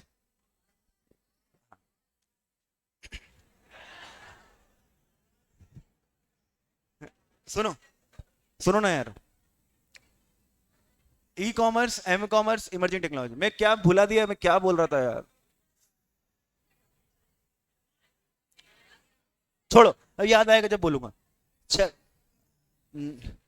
चैप्टर नंबर 5 कोर बैंक, अरे रट के बेटी तू तो, अच्छा core banking systems. Core banking system, banking की दुनिया में किस तरीके से हार्डवेयर सॉफ्टवेयर का यूज हो रहा है, बैंक से आपका बहुत ज्यादा लेना देना है। बीइंग अ चार्टर्ड अकाउंटेंट, बहुत सारे लोग आपसे एडवाइस भी लेंगे रिगार्डिंग ई कॉमर्स, हमें करना चाहिए या फिर नहीं करना चाहिए। एंड बैंक्स तो दोस्तों आप ऑडिट करोगे, सही स्टैट ऑडिट करोगे, कॉन्ग्रेंट ऑडिट करोगे, रेवेन्यू ऑडिट करोगे, ऐसे बहुत सारे ऑडिट करने वाले हैं, दे आर यूजिंग सिस्टम। तो वो लोग क्या सिस्टम यूज कर रहे हैं, कौन सा सॉफ्टवेयर यूज कर रहे हैं, कितने हार्डवेयर यूज कर रहे हैं, आप एटीएम जाते तो पैसे कैसे निकल जाते, उसके पीछे क्या होता, आप ऑनलाइन बैंकिंग करते तो उसके पीछे क्या होता है, वो सारी चीजें कहां सिखाई जाएगी, इस core banking system. Sorry insurance वाला भी रखना चाहिए था ना, रखना चाहिए था, लेकिन क्यों पढ़ना अपने को ज्यादा, 5 चैप्टर दिए ना, काफी है। तो इस इनिशियल लेवल पर आपको ये 5 चैप्टर दिए गई है। एक तरीके से जो डीसा करना चाहेगा फ्यूचर में, उसके लिए भी ये काम का है, क्योंकि ऑलमोस्ट सिमिलर टॉपिक कहां दिए गए हैं, 2-3, वहां पे 8-9 मॉड्यूल्स है डीसा के। सो उसमें से 1-2 मॉड्यूल तो यहीं पर वो लोग ने क्या करे हैं, कवर करे। ये हमारे को पूरा सीए फाइनल में हुआ करता था, आपको उठा के पूरा कहां डाल दिया, इंटर में। जी एक, हाँ हाँ बोलिए। इंटर से हटा क्यों रहे? देखो बहुत सारे स्टूडेंट का एक ही कहना है कि सर हमें रटा क्यों रहे, और ये तो प्रैक्टिकल सब्जेक्ट है, हमें तो क्या करना चाहिए, प्रैक्टिकल कराना। तो इसको हटा नहीं रहे हैं, इसको थ्योरिटी से थ्योरिकल हटाकर आपकी जो आईटी ट्रेनिंग है उसका कोर्स क्या कर रहे हैं, बढ़ा रहे हैं। एंड वहां पर आपको क्या किया जाएगा, ये पढ़ाया जाएगा। तो ऐसा नहीं है कि सिलेबस से मतलब पूरे सीए से हट गया है, ये सीए में है, ये सीए में है। लेकिन इसको क्या करना चाहिए, देखो जब है ज्यादा प्रैक्टिकल सब्जेक्ट तो क्या करना चाहिए, प्रैक्टिकल ही बताना चाहिए, है ना। लेकिन हाँ, क्या होता है प्रैक्टिकल सीधा जाते से कोई प्रैक्टिकल नहीं सीख सकता, सीधा जाके आप इनकम टैक्स नहीं सीख सकते। इनकम टैक्स के थोड़े प्रोविजंस आपको क्या होने चाहिए, पता होने चाहिए। अभी तक क्या था कि अभी यहाँ थ्योरी पढ़ाते थे और फिर बाद में क्या आता था, प्रैक्टिकल, और वो सीए बनने के बाद सिखाते थे ज्यादा डिटेल में डीसा के थ्रू। लेकिन अब उनने वो चीज कहाँ कर दी, सीए कैरिकुलम में डाल दी। डीसा में और एडवांस चीजें क्या करेंगे, वो आप लोगों को सिखाने वाले रहेंगे। देखो जिसको इस फील्ड में आगे बढ़ना है, और मैं तो आपको बोलूंगा सिस्टम्स, सिस्टम की दुनिया से कभी दूर मत रहना, नहीं तो आपका सारा काम खाने कौन वाला है मालूम है, एआई। आपको क्या लगता है इनकम टैक्स में ज्यादा अच्छी एडवाइस कौन दे पाएगा, एआई कि आप लोग? वो इतने प्रोविजन एक साथ लगा लेगा, अपन सोच भी नहीं सकते इतनी देर में। तो ठीक है, जीएसटी की एडवाइस कौन देगा ज्यादा अच्छे से, एआई देगा। वो चैट जीपीटी के बारे में देखा, वो कभी चैट जीपीटी यूज करके देखना, आप उससे पूछो कि भैया मुझे संडे क्या खाना चाहिए, क्या पहनना चाहिए, कहाँ जाना चाहिए, सब बता देगा वो, एज अ फ्रेंड। हाँ, आपसे कंटिन्यू बात भी करेगा, आपकी सारी प्रॉब्लम भी क्या करेगा, सॉल्व करेगा। आपको कोई बीमारी है और वो बीमारी आप दूर करना चाहते हैं, आप उससे बोलो कि मेरे को ये बीमारी, मेरे को अच्छा नहीं लग रहा, मूड अच्छा नहीं लग रहा, कुछ कर मेरे लिए, तो वो करेगा। आपको जोक सुनाएगा, आपके लिए पोयम लिखेगा। अरे अगर आपको अपनी गर्लफ्रेंड को प्रपोज करना है, आप बोले मेरे को पोयम लिख के दे, पोयम लिख के देगा, और एकदम यूनिक लिखेगा, ऐसी किसी ने लिखी ही नहीं होगी दुनिया में, चैट जीपीटी। तो देखो ये एआई आ रहे दोस्तों अपनी जॉब खाने के लिए बैठे हैं। अगर आप टेक्नोलॉजी के साथ नहीं रहोगे ना, तो बहुत ज्यादा क्या हो जाओगे, पीछे। इसलिए ये सब्जेक्ट को ये मत सोचना कि ये ठीक है भैया हट रहा है, हट नहीं रहा है। ये अलग अलग फॉर्म में, जैसे इनकम टैक्स में जो आईटी का काम होता है वो वहां पे ऐड हो जाएगा, कंपनी लॉ में आईटी का जो काम होता है वो रेस्पेक्टिव सब्जेक्ट में क्या कर देंगे, ऐड करने वाले हैं उसको। और प्लस ट्रेनिंग में इंटेंसिवली और क्या करेंगे, ज्यादा सिखाएंगे, ये चीज रहेगी। ये तो इसके बिना तो पॉसिबल ही नहीं है। हो गया, ये 5 चैप्टर के नाम थे दोस्तों, कौन कौन से? Chapter 1 everyone, automated business process. दूसरा फाइनेंशियल, ठीक है। फिर तीसरा कंट्रोल, कंट्रोल। फिर फोर्थ था ई कॉमर्स, एम कॉमर्स और इमर्जिंग टेक्नोलॉजी। और चैप्टर 5 था कोर बैंकिंग सिस्टम्स, है ना। We are going to start with chapter number 5, third से। थर्ड से करते हैं, सबसे डिफिकल्ट की इजी पढ़ना है, जैसा आप बोलो। सबसे डिफिकल्ट, तो let's start with the most difficult thing. लेकिन हाँ पहले और अभी समझ लो कि हम पढ़ने कैसे वाले रहेंगे। दोस्तों ये सारे चैप्टर कितने नंबर के आएंगे, 12 नंबर के। सारे चैप्टर 12 12 12 12 12, 12 ईच। अब देखो मैंने एक बात समझना, हमको 5 चैप्टर पूरे करने की जरूरत नहीं। ध्यान से सुनना, अगर 4 चैप्टर, पहले अपन बात करते हैं जो रैंकर है, जिनको पूरे के पूरे 100 में से 200 लाने हैं, मैं उनकी बात नहीं कर रहा हूं। वो लिखा के लाते, वो एलियन है, वो खुद ले आएंगे, मेरे से पढ़ेंगे नहीं तो भी ले आएंगे। मैं उनकी बात नहीं कर रहा हूं, मैं एक जनरल सोच बता रहा हूं। भाई मैं पढ़ने जा रहा हूं ना, भाई 5 चैप्टर है यार, सबसे पहले मैं 4 तो अच्छे से कर लूं। 4 तो, क्योंकि 4 यानी 12 इंटू 4 कितने होते हैं, 48। उस 48 में से दोस्त 30 भी आराम से, तू 19 लिख के आ, कुछ भी बेकार लिख के आ, लैंग्वेज खराब है, 48 में से कितने आ जाते हैं, 30 आराम से आ सकते हो। अभी समझ के देखो, 48 में से 30 स्कोर करना बहुत ही ज्यादा क्या है, आसान। चलो ठीक है छोड़ो, अगर कोई इंसान 2 चैप्टर भी बहुत अच्छे से पढ़ता है, कितने चैप्टर, 2, तो भैया जैसे मान लो ये थर्ड है, फोर्थ है, 2 चैप्टर आपने पढ़े, 12 12 कितने के आएंगे, 24। 24 में से मेरे भाई 18 लिया रे, 2 ही पढ़ के जा रहा है तू तो, है ना। कितने लिया, 18 लिया। 18 के बाद क्या 2 नहीं ला सकता क्या बाकी 3 में? मतलब फेल होने की संभावना, आपको 40 ही चाहिए ना, फेल तो कब होंगे आप, ऑब्वियसली। तो 40 में से इधर कितना आए, 20 आएंगे भाई। 24 में से भी कोई क्या कर सकता है, आराम से 18 नंबर ला सकता है, 20 नंबर लेकर आ सकता है। ये सोच के साथ पढ़ो, जो पढ़ो पूरा पढ़ो, जो चैप्टर पढ़ो वो पूरा पढ़ो। आपको आंसर तो बाद में याद होने चाहिए, पहले आपको कंटेंट समझ में आना चाहिए। आपको क्वेश्चंस भी याद होने चाहिए, मतलब आपको क्वेश्चन भी क्या लगना चाहिए पता कि भैया इस चैप्टर है, ये चैप्टर में ये टॉपिक है, ये टॉपिक का पहला क्वेश्चन ये, दूसरा ये, तीसरा ये, चौथा ये, चौथे का आंसर ये, तीसरे का आंसर ये, दूसरे। आपके माइंड में क्या बन जाना चाहिए, चार्ट्स बनने लगने लग जाना अपने आप। जब मैं आपको पढ़ाऊंगा तो ये सब आप लोगों के साथ फील होगा। आपको 7 दिन बाद आपको पूरा चैप्टर आपके सामने क्या हो जाएगा, कोई खड़ा करके बोले तो आप पूरा के पूरा क्या कर सकते हैं उसके सामने बोल सकते। तो ये चीज आपको डेवलप करनी है। 2 चैप्टर 3 चैप्टर किसने कर लिए तो दोस्त, 12 12 12 36 एग्जामिशन भी आ सकती है। लोग क्या करते मालूम है, चैप्टर 3 आधा, चैप्टर 4 आधा, चैप्टर 5 आधा, भैया फिर तो गए, है ना, है ना। जस्ट पहले 2 चीज 2 चैप्टर अच्छे करे, फिर किस पे गए, थर्ड पे गए, है ना। 2 पे फोकस किया, सिर्फ 2 पे ही कॉन्सेंट्रेट करो। दोस्तों हम पढ़ेंगे कैसे, एक ही ग्रंथ है और हमारा माई बाप है इंस्टीट्यूट, और माई बाप ने हमें एक ही चीज दी है दोस्तों, क्या है ना, तो मॉड्यूल। तो मॉड्यूल से ही पढ़ेंगे, सब लोगों को मॉड्यूल आना पड़ेगा, जब से आ जाएगा, ठीक है। फिर दोस्तों क्या कॉपी बनानी है, आई विल सजेस्ट देखो, आई कैन सजेस्ट, कोई बच्चे तो हो नहीं कि मैं एक क्लास को जवाब जाके वो कॉपी लाए कॉपी लाए कॉपी ला, वो तो मैं कर ही नहीं सकता ना। मैं आपको फ्रेंकली बोल रहा हूँ, अगर अपने हाथ से एक बार लिख लोगे ना, अंदर का कंटेंट नहीं लिखवाऊंगा, कोई डिक्टेट नहीं करने वाला हूं यहाँ पर मैं, सिर्फ है ना आपको बाहर के पॉइंट्स भी लिख लिए कि भैया ये क्वेश्चन है और इस क्वेश्चन के बाहर के पॉइंट्स ये है, अपने हाथ से एक बार भी चार्ट बना लिया, it will be more beneficial for you. आपके माइंड में वो चीजें क्या हो जाएगी, छप जाएगी। मार्कर लिया ना, हाईलाइटर लिया ना, ठीक है, अगर हाईलाइटर लेकर अगर स्टिकी नोट्स लिया ना, तो मॉड्यूल के में आप जहां जहां पढ़ रहे हो बहुत सारी चीजें वहीं लिख सकते हो। किसी को एग्जाम्पल मॉड्यूल में लिखना है भैया, वो मॉड्यूल में लिख ले, किसी को कॉपी में लिखना है तो फिर वो कहाँ लिख ले, कॉपी में लिख ले, ठीक है। वो आप अपने हिसाब से अपनी सहूलियत के हिसाब से दोस्तों कर सकते। फिर मॉड्यूल से पढ़ाऊंगा, कॉपी आप लोगों को मेंटेन करनी है। सर रिवीजन सुनना, क्लास में हर रोज जब तक वो चैप्टर खत्म नहीं होगा, मेरी तो इतनी ताकत है, तुम लोगों में जोश है ना, तो जब तक चैप्टर खत्म नहीं होगा उस चैप्टर में जो पहले दिन से पढ़ाया था आखिरी दिन तक आपको रोज क्या करवाऊंगा, रिवाइज, रोज रिवाइज करवाऊंगा आप लोगों को, ठीक है।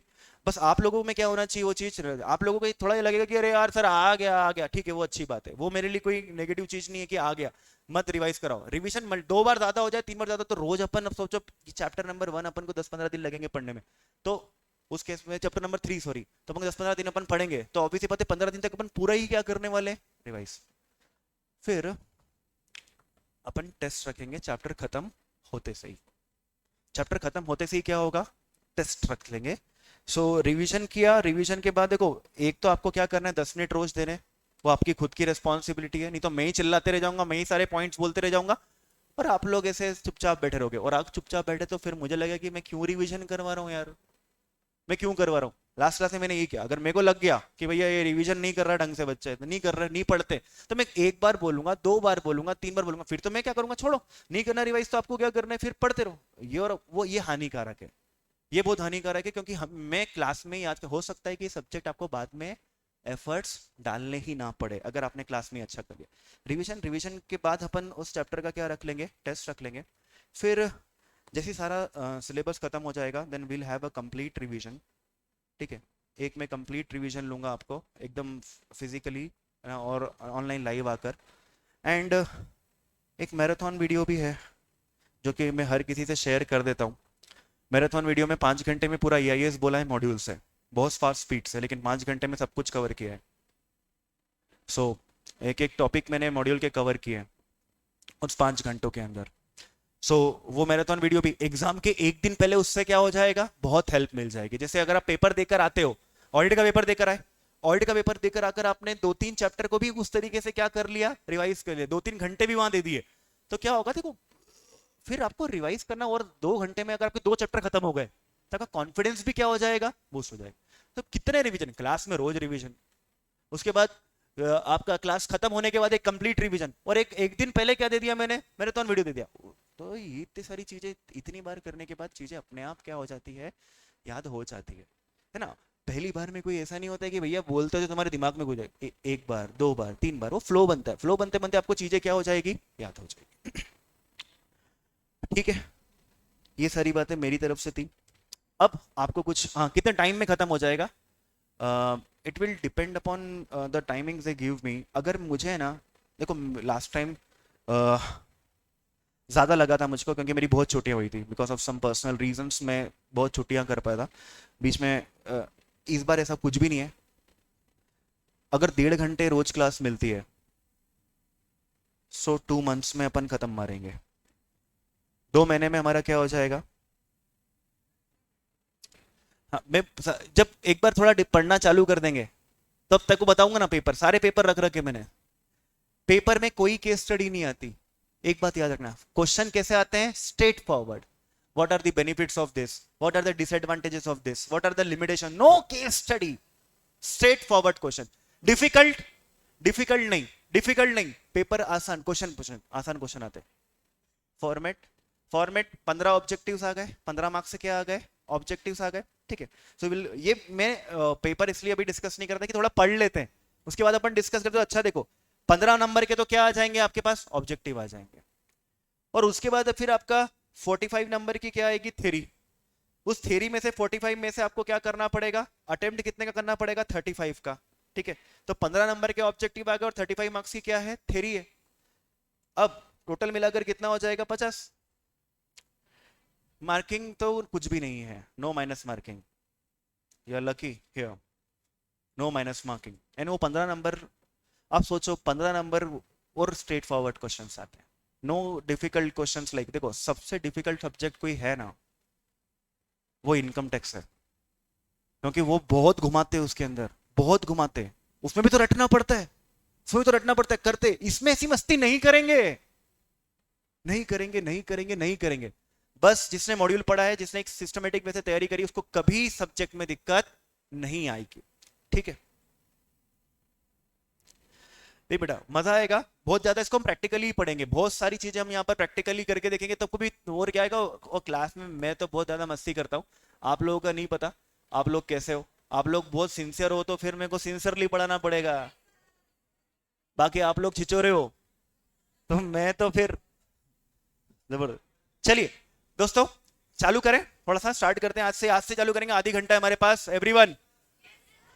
अच्छा, कॉपी लाए क्या, ओए इज्जत प्रॉपर देना। कैसे मतलब, कोई पीछे किसी कॉपी के पीछे 4 5 10 पेज निकाल लिए, नहीं कॉपी बनाना है ना, एकदम बढ़िया। और लड़को तुम भी बनाना यार, है ना। ऐसा नहीं कि लड़की से कॉपी मांग ली, फोटो कॉपी करवा लेंगे, वैसा नहीं, दिल से बनाना बेटा। कॉपी कितने पेज की बनानी है, नहीं यार 100 पेज, 100 पेज। 500 को अपन 100 में डाल देंगे, 500 को 100 में डाल देंगे बस, इन वही आपको पढ़ना है। और उसके बाद मैं देता हूं 60 क्वेश्चन की गोली, 60 क्वेश्चन की गोली, इंपॉर्टेंट क्वेश्चंस। वो पढ़कर जाते तो उसमें से आपको मिलते हैं आराम से क्वेश्चन, मतलब 5 नंबर 6 नंबर के क्वेश्चन उसमें से आ जाते हैं, लेकिन वो मैं आखिरी में देता हूं। कोई पहले नहीं मांगेगा, वो मैं एग्जाम के 10 दिन पहले दूंगा। इंपॉर्टेंट क्वेश्चंस कोई पहले नहीं मांगेगा। एग्जाम के कब मिलेंगे इधर, पहले क्या पढ़ेंगे, मॉड्यूल। तो यही वो जल्लाद था, इसने बोला था इनमें से आ जाएगा, फिर नहीं आया, ऐसा तुम बोलोगे। इसलिए पहले पूरा मॉड्यूल पढ़ लो और फिर क्या करेंगे अपन, इंपॉर्टेंट क्वेश्चंस देखेंगे। आज ही दे दो सर प्लीज। कौन है ये लोग, कहां से आते हैं, आज ही दे दो। ऐसा थोड़ी बेटा, टाइम पे देते बेटा। अब आ जाइए, chapter number 3, 200 credited to your account sir. देख दो बेटा, नहीं आया बेटा अभी, एक बार वापस डाल।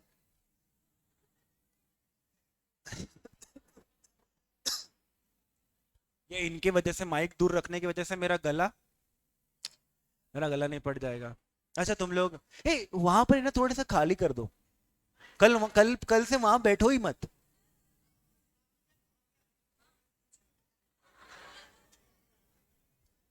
चलो, information system, information system and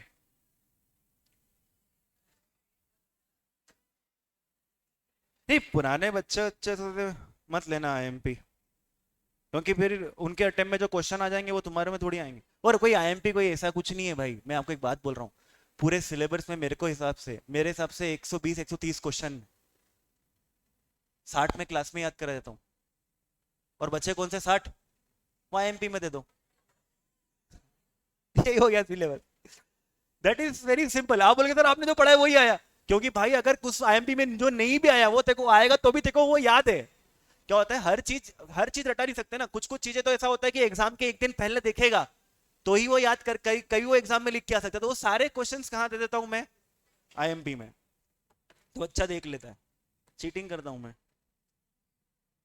and it's component, and वो इस चैप्टर के दोस्तों देखो सुनना, मेरे पढ़ाने का तरीका देखना आप। सबसे पहले क्या याद करेंगे भाई, आंसर आंसर आंसर की पहले हम क्वेश्चंस याद करने की कोशिश करेंगे, है ना। कभी भी ना चैप्टर के बारे में पता कर लो कि चैप्टर में है क्या, चैप्टर के में है क्या। इस चैप्टर के 3 टुकड़े करता हूं। कितने टुकड़े करूंगा, 3। ये चैप्टर्स को 3 पार्ट में डिवाइड किया। पीछे वालों सुन रहा है मेरी बात, ठीक है। तो चैप्टर के 3 पार्ट है एवरीवन। ये हमारा पहला चार्ट रहेगा। मैं पढ़ाना चालू नहीं कर रहा हूं, मैं जहां जाऊंगा ना, जहां से पढ़ाना चालू करूंगा उसके लिए एक रास्ता और एक रोड मैप क्या कर रहा हूं, तैयार कर रहा हूं, ठीक है। इस चैप्टर के 3 पार्ट है, कंपोनेंट, कंट्रोल और ऑडिट। 3 पार्ट है बेटा, कंपोनेंट, कंट्रोल, ऑडिट। देखो इंफॉर्मेशन सिस्टम, जो भी सिस्टम इंफॉर्मेशन दे उसे क्या कहते हैं अपन, इंफॉर्मेशन सिस्टम कहते हैं। लाइक आपका, मैं सिस्टम भी बोल सकता हूं, कोई भी कंप्यूटर बोल दो यार, जहां से पिंडल बैलेंस शीट मिल रही है। पिंडल balance sheet is a kind of an information system. का काम क्या होता है, इनपुट लेना, प्रोसेस करना, आउटपुट देना। That is what is the work of what, information system. इसके कंपोनेंट होते हैं। इसके क्या कंपोनेंट है, हार्डवेयर। ये भी आपका फोन, ये क्या था, हार्डवेयर, सॉफ्टवेयर। एवरीवन वापस बोलेंगे, हार्डवेयर, सॉफ्टवेयर, डेटा। तीसरा कंपोनेंट क्या होता है, डेटा। क्योंकि जब तक डेटा नहीं देंगे उसको तो फिर वो क्या प्रोसेस करेगा, और डेटा देने वाला इंसान होता है। इंसान की भी जरूरत है। हाँ, आज की तारीख में ऐसे सिस्टम आ गए कि डेटा वो सिस्टम भी अपने आप क्या कर लेते, लेकिन मैक्सिमम जगह तो आज भी आपका फोन आपके बिना तो कुछ भी नहीं है। आई बात, हम आपके दोस्त जिससे आप कम्युनिकेट कर रहे हैं वो भी लोग भी तो चाहिए। तो कंपोनेंट कौन कौन से होते हैं everyone, hardware, software, data, people और लोगों से बात करने के लिए नेटवर्क चाहिए। क्या चाहिए, नेटवर्क। ये 5 कंपोनेंट होते हैं। तो इनके बारे में कहां सिखाया जाएगा, फर्स्ट पार्ट में सिखाया जाएगा everyone. Hardware, software, data, people, net. इसको रिस्क है, इसको क्या है, रिस्क। आपके हार्डवेयर को रिस्क है, आपके सॉफ्टवेयर को रिस्क है, आपके डेटा को लोग, आपके लोगों को रिस्क है। अगर सर्वर रूम में आग लगेगी तो लोगों की भी बैंड बजेगी कि नहीं बजेगी, है ना। तो हमें लोगों, हमको ऐसा नहीं करना है कि वायरस, हैकिंग, फेकिंग। हमें हमारे पूरे सिस्टम को क्या करना है, बचाना है। इसमें इतना गंदा कंट्रोल लिखा हुआ रहेगा, डस्टिंग करो। आप करते कि नहीं, कवर लगा के रखो, ये भी लिखा रहेगा इसके अंदर। मतलब आपको यहाँ पर इस सिस्टम के बारे में जब भी है ना, कोई बड़ा सर्वर वर्वर समझ में नहीं, तो ये फोन सोच लो, तुम्हारा फोन भी कंप्यूटर ही है, लेकिन छोटा कंप्यूटर है। जो कंट्रोल वहां लगते हैं वो कंट्रोल यहाँ पे भी लगते हैं। सर्वर पे भी पासवर्ड लगता है, तुम्हारे यहाँ पर भी क्या लगता है, पासवर्ड लगता है। ऐसा कुछ नहीं है, तुम्हारे फोन में भी एंटीवायरस हो सकता है, तो सर्वर में भी क्या हो सकता है। अच्छा एक बात सुनना, बार बार मैं वर्ड बोलूंगा कंप्यूटर और सर्वर, क्या दोनों सेम है कि अलग अलग है, क्या अलग है, सुनना। ये कंप्यूटर है, ये कंप्यूटर है। ऐसा कंप्यूटर जो लोगों को सर्विस दे वो क्या होता है, सर्वर। जैसे आईसीआई का जो कंप्यूटर है ना, वो अपन को लोगों को रिजल्ट देता है, नोट्स वगैरह देता है, अनाउंसमेंट देता है, तो वो क्या है, आईसीआई का सर्वर। सर्विस देने वाला तो है, तो वो कंप्यूटर, लेकिन लोगों को क्या होता है, सर्विस देता है। तो कंपोनेंट होते हैं बेटा। पहले पार्ट में क्या सिखाया जाएगा, कंपोनेंट। मैं यहां से चालू नहीं कर रहा, मैं यहां से चालू, इन कंपोनेंट को रिस्क है, और रिस्क है तो क्या लगाने पड़ेंगे, कंट्रोल। सुना, कंट्रोल की डेफिनेशन नहीं दी दोस्तों, ध्यान से सुनना, कंट्रोल की डेफिनेशन नहीं है, बट मैं एक सिंपल भाषा में बोलना चाहता हूं। Anything that reduces the risk, anything that reduces the risk is called as control. क्या बोला मैंने भैया, ये कवर लगाए से रिस्क कम होगी क्या, पासवर्ड से रिस्क कम होगी क्या, ठीक है। So anything that reduces the risk is called as everyone control.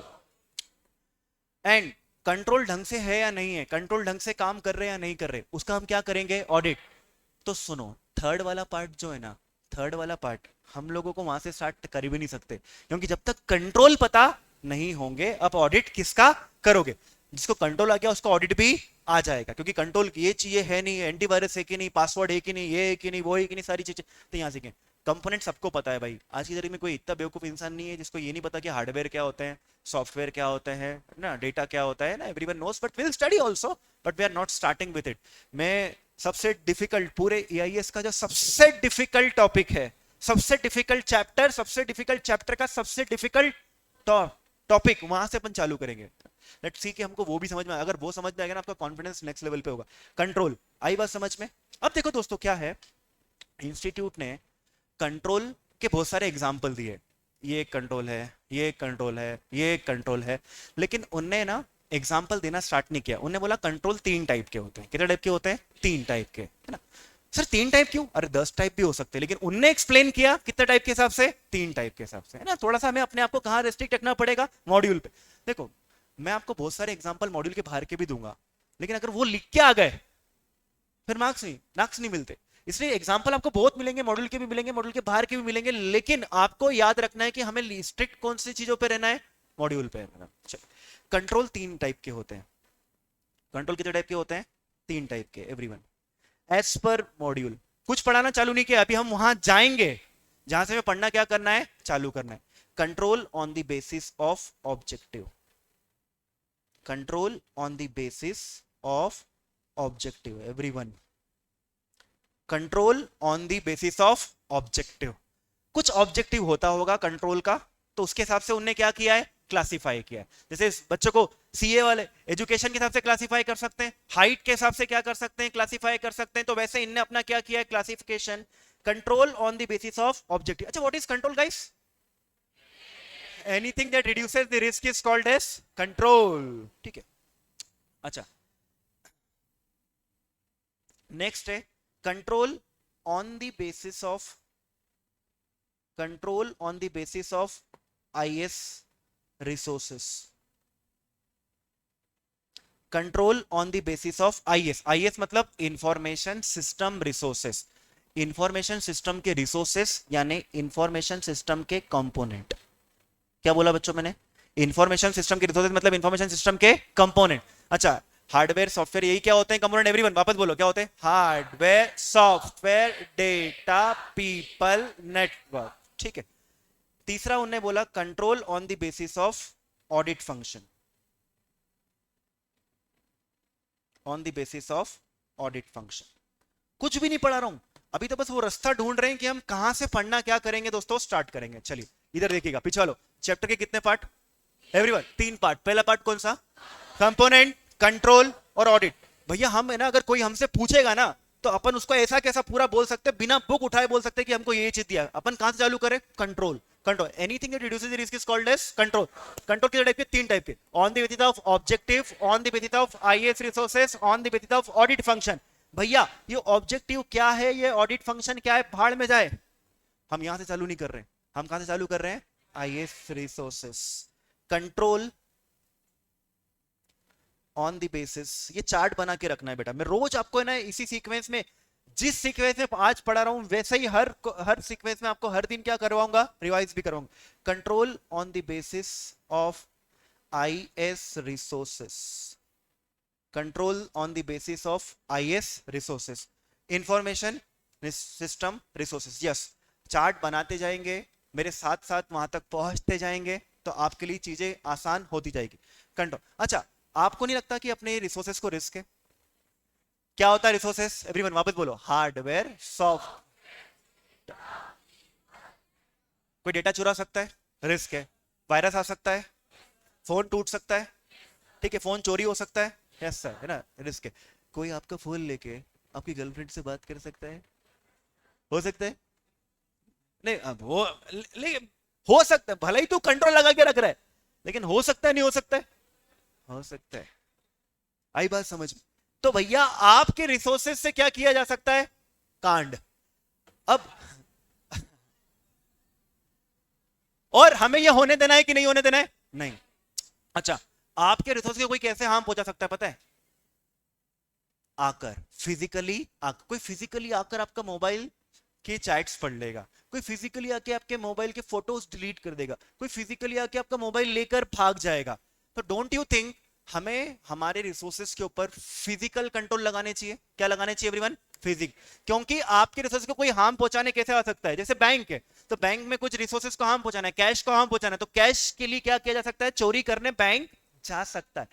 याद रखना, यहां पर ये नहीं सिखाएंगे कि सिर्फ इंटरनेट की दुनिया या कंप्यूटर की दुनिया, आपके सिस्टम को हार्म इंटरनेट की दुनिया के बाहर भी है। तो देखो, आईएस रिसोर्सेज के हिसाब से 3 टाइप के कंट्रोल है। आई बेटा फिर आपका तो बहुत अच्छा है, आपकी तो रिस्क अपने आप ही कम हो गई, अब सिंगल है तो। नहीं, ये कंट्रोल है, एक बताता हूँ, यहाँ पे आपको सिखाएंगे। जैसे आपको लग रहा है सीए में रिस्क है ना, इसका कंट्रोल क्या है मालूम है? करो ही मत। It's a control. वो काम करना ही क्यों?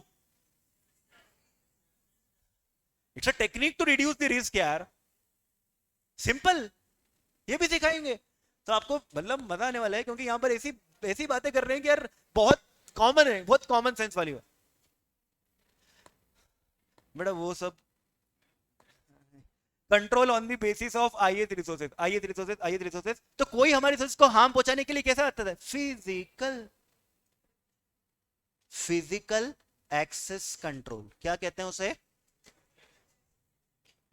बेटा मैं पूछूंगा सबसे फटाफट से, कितने टाइप के कंट्रोल होते हैं everyone? 3। Thank you. On the basis of objective, on the basis of IS resources, on the basis of audit function. We are started on the basis of IS resource. Resources को harm पहुंचाने कैसे आ सकता है? Physical. आज की तारीख में ना चोरी करना है ना, तो बैंक जाने की जरूरत नहीं है, ऑनलाइन भी कर सकते हैं ना। उसको क्या बोलते हैं? लॉजिकल। क्या कहते हैं? लॉजिक। देखो, एक्सेस मतलब एंट्री, सिस्टम में एंट्री। कोई फिजिकली आके उस गेट से आके सिस्टम को क्या कर सकता है? एक्सेस कर सकता है। ये सिस्टम इंटरनेट से कनेक्टेड है, कोई लॉजिकली भी क्या कर सकता है? इंटरनेट की दुनिया से सिस्टम के अंदर आ सकता है। आई बात समझ में? Physical access. अच्छा, किसी को भी एक्सेस दे दे, कुंडी मत लगाओ, सीधा अंदर आओ, हाँ? नहीं, किसी को भी एक्सेस दे दे क्या? ये बताओ। एक्सेस किसको मिलनी चाहिए? ऑथोराइज पर्सन को। याद रखना, ये एक्सेस किसको मिलनी चाहिए? जो ऑथोराइज है। भाई वही इस क्लास में आए, जिसने फीस भरी वही इस क्लास में क्या करेगा? आएगा। कल से कोई और भी आ जाए यहां से डेटा लेके चले जाए तो गलत है ना। भैया फिजिकली हम उन्हीं को आने देंगे जो ऑथोराइज है। लॉजिकल, ये जूम मीटिंग में सबको आने देंगे? लॉजिकल आए ना ये लोग, फिजिकल थोड़ी आए, तो लॉजिकल है, सबको आने देंगे? नहीं, जिनने फीस भरी है वही आएंगे। तो हमें कुछ क्या लगाने पड़ते हैं? Logical access control. लॉजिकली भी वही आए, इंटरनेट की दुनिया में भी वही आए। तो लिख के रखना, लॉजिकली का मतलब क्या होता है? इंटरनेट की दुनिया से वही आए जो ऑथोराइज है हमेशा। आप लोग अनऑथोराइज पर्सन, वैसे अनऑथोराइज पर्सन उसको आप हैकर बोल लेते होंगे, कॉमनली आप क्या बोल देते होंगे? हाँ। मैं हैकर से वर्ड यूज, मैं क्या वर्ड बोलूंगा? Unauthorise person. I will say unauthorise person, because हम नहीं, अनवांटेड पर्सन है। तो physical access control logical, logical, physical, logical. अब देखना, आपके आपके सिस्टम को हार्म पहुंचाने के लिए कोई फिजिकली नहीं आएगा, कोई लॉजिकली नहीं आएगा। लेकिन आपके फोन पानी में गिर गया, एनवायरनमेंट भी तो खराब कर सकता है। कर सकता है नहीं कर सकता दोस्तों? क्या कंप्यूटर सर्वर रूम में आग लग सकती नहीं लग सकती? एनवायरमेंटल। ठीक है, हमारे रिसोर्सेज किसकी वजह से खराब हो सकते हैं? एनवायरमेंट, आग से, धूल से। Environmental control everyone, environmental control. यहां पर आते हैं हम। चलिए वापस से स्टार्ट करते हैं। चैप्टर के कितने पार्ट? कौन कौन से? कंपोनेंट क्या क्या होते हैं? हार्डवेयर। इनको हार्म पहुंचा सकता है कोई, तो रिस्क है। रिस्क को कम करने के लिए क्या लगाना पड़ता है? Anything that reduces the risk is called as control. Control कितने टाइप के होते हैं? कौन कौन से? On the basis of objective, on the basis of IS resources, on the basis of audit function. हमारे रिसोर्सेस को हार्म पहुंचाने कोई कैसा सकता है? Physical, logical, environmental. ठीक है, नाउ वी आर स्टार्टिंग। मैं लॉजिकल से करता दोस्तों, मेरा मन बहुत था लॉजिकल से करने के लिए। कहां से करना है बताओ? आज अपने पास टाइम कम है, 15 मिनट बचा आखिरी का, तो let's start with the easy one. ठीक है, वैसे तो टॉपिक डिफिकल्ट है, लेकिन टॉपिक जो डिफिकल्ट टॉपिक है उसका जो सबसे इजी टॉपिक है वो बता देता हूँ। 15 मिनट में शायद एक पार्ट हमारा क्या हो जाए? कंप्लीट। एनवायरमेंटल कंट्रोल से चालू करेंगे। एंड दोस्तों ये आपको मिलेगा पन्ना number page number, Hindi medium बेटा, पेज नंबर देखो, चैप्टर 3 बेटा, देखो ये बेटा, और कितने चार्ट अभी तो चालू किया है रे मैंने, चार्ट चार्ट में पूरा चैप्टर खत्म हो जाएगा, मैं आपको गारंटी देता हूं। आप मॉड्यूल की एक एक लाइन भी क्या कर सकते हो, बोल सकते हो, अगर आपने ध्यान से सुन लिया तो। बस मुझे ये रिवीजन कराने देना, और वो रिवीजन मैं तभी कराऊंगा जब आप पढ़कर आओगे, नहीं तो मैं देखो, मैं ईमानदारी से बोलूं, बहुत मेहनत लगती है। ये मेरा गला इतना खतरनाक दुखता है ना, मतलब कभी कभी तो ऐसा हो जाता है कि मैं बोल ही नहीं पाता हूँ, क्योंकि मुझे बहुत एनर्जी के साथ इसको क्या करना पड़ता। अगर मैं मल्टीपल टाइम तभी करूंगा जब आप में भी जोश होगा, और इस उम्र में जोश तो रहना ही चाहिए यार, है? तो ऐसे डल बैठे रहोगे तो मजा थोड़ी आएगा। चलो, ये कहां आ गया मैं, ये रहा एनवायरमेंटल कंट्रोल। जिनके पास मॉड्यूल है दोस्तों, उनके लिए ये कहां मिलेगा, पेज नंबर 3.23, पेज नंबर 3.23, 323। देखो अभी हमने पढ़ना चालू नहीं किया था, हम एक्चुअली वहां आए थे जहां से हम पढ़ना क्या कर रहे हैं, स्टार्ट कर रहे हैं। ऐसा करने से हमें याद रहने की संभावना क्या हो जाती है, बढ़ जाती है। ठीक है, चलिए। सो एनवायरमेंटल कंट्रोल, भैया एनवायरमेंट में क्या क्या आता है वो देखते हैं। एनवायरमेंट में क्या क्या आता है, लेट्स सी। एनवायरमेंटल कंट्रोल, हमारे सिस्टम को कौन खराब कर सकता है, एनवायरमेंट। पानी खराब कर सकता है, चलो पहले पानी, आग खराब कर सकती, फायर, सर्वर रूम में क्या लग गई, आग लग गई। पानी खराब कर सकता है क्या दोस्तों, पानी से हमारा सिस्टम क्या हो सकता है, खराब। देखो यार, हमारे लिए अल्टीमेटली मतलब में सबसे इंपॉर्टेंट, वो जो HDFC बैंक है उसका सर्वर में पानी भर गया यार, 5 दिन के लिए सर्वर बंद है यार, no no online transfer, no UPI, no, share के भाव गिर जाएंगे HDFC बैंक के। अभी जैसे वो अडानी की बैंड बजी, वैसे HDFC की क्या हो जाएगी, बैंड बज जाएगी। सर्वर बंद है वहां पर, ये सब नहीं चलता है। पानी से रिलेटेड क्या लगाने पड़ते हैं, कंट्रोल, है ना। आग से रिलेटेड क्या बना लगाने पड़ते, कंट्रोल। आग नहीं लगना चाहिए, पानी। लाइट चले गई, हाँ, तो भैया छुट्टी, लाइट चलेगी छुट्टी, हमने भी लगा रखा ना कंट्रोल, पावर से। बार बार लाइट जा रही है, ऑनलाइन वाले बोलते हैं हमने क्या पैसे देके मस्ती गलत कर दिया इन लोगों के साथ। तो पावर से रिलेटेड भी क्या होने चाहिए, कंट्रोल होने चाहिए। लाइट चली जाएगी, सिस्टम बंद नहीं होना। कभी आपने देखा है कि यार सर्वर, मतलब रेयरली नोटिस किया होगा कि कभी बैंकों के सर्वर क्या हो रहे हैं, डाउन हो रहे हैं। हाँ, ICI का हो जाता है, जिस दिन रिजल्ट आए ना, तो कुछ ना कुछ कंट्रोल की क्या होगी वहां पर, कमी होगी, कुछ ना कुछ कंट्रोल की वहां पर क्या होगी, कमी होगी।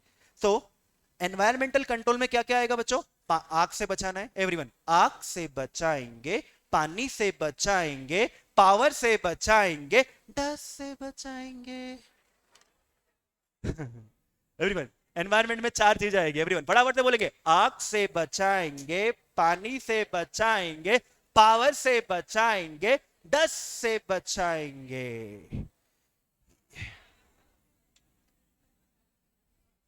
भाई ये मेरा पैशन है, मतलब मैं इतने ही दिल से पढ़ाता हूं, लेकिन पढ़ने वाला भी वैसा होगा तो मजा आ जाएगा। अगर आपको 7 दिन बाद ये पूरा की पूरा समझ में ना आए और कुछ भी नहीं आता, मेरे को गाली बकना, लेकिन आपको एक एक चीज आपको डालूंगा, एक एक चीज आपको समझ में भी आएगी, याद भी रहेगा। बस यही है कि मेरा मन खराब ना हो यार, आपका जोश बना हुआ रहना चाहिए। आइए मैं एक बार यहां तक पहुंच जाऊं, फिर अपन एक एक कंट्रोल पढ़ के खत्म करेंगे। यहां तक पहुंच जाऊं, फिर यहां पे पढ़ के खत्म करेंगे चैप्टर के वापस से, लास्ट टाइम रिवीजन। चैप्टर के 3 part everyone, component, control, audit. We have started with what is control, what is control, anything that reduces the risk is called as control. Control, control कितने type के दे रखे, 3 type के, objective, IS, resources, audit function. हमारे resource को कोई कैसे problem दे सकता है, फिजिकल, लॉजिकल, एनवायरमेंटल। और हमने स्टार्ट किससे किया, एनवायरमेंट। आग से बचाएंगे, पानी से बचाएंगे, पावर से बचाएंगे, डस्ट से बचाएंगे। Now we are starting with water, because I am Sagar. Let's start. पानी से बचाओ भैया, पानी से बचाओ। यार ये सुनना, पानी से बचाने का सिंपल सा कंट्रोल क्या होता है रे, वाटर प्रूफिंग करवाओ। क्या करवाओ, चलो पहले वाटर रिलेटेड कंट्रोल। सबसे पहला क्या आएगा दोस्तों, वाटर प्रूफिंग। अरे यार तुम्हारे पास मॉड्यूल की दिक्कत है, देखो भैया ये वाला पॉइंट सबसे पहले क्या करवा रहा हूं, वाटर प्रूफिंग। क्या करवा लेंगे अपन, ठीक है। सबसे पहला तरीका क्या लगाएंगे, वाटर। अच्छा, वाटर से रिलेटेड कंट्रोल बेटा, दूसरा कंट्रोल क्या हो सकता है, देखो अलार्म लगाओ, जहां से पानी लीक होगा वहां पे क्या लगा के रखो, अलार्म। देखो क्या होगा, पानी लीक होगा, अलार्म बज जाएगा, तो टाइमली एक्शन लिया जा सकता है। हो सकता है कि सर्वर रूम में वो पानी ना भरे, है ना, तो इसलिए हमें क्या लगा के रखना पड़ेगा, अलार्म लगा के रखना पड़ेगा। पहला कंट्रोल बेटा, सबसे पहले इधर देखो, वाटर से रिलेटेड कंट्रोल। एवरीवन ऑनलाइन वालों इधर देखो, वाटर से रिलेटेड कंट्रोल क्या लगाएंगे, वाटर से रिलेटेड कंट्रोल वाटर प्रूफिंग करके रखना चाहिए।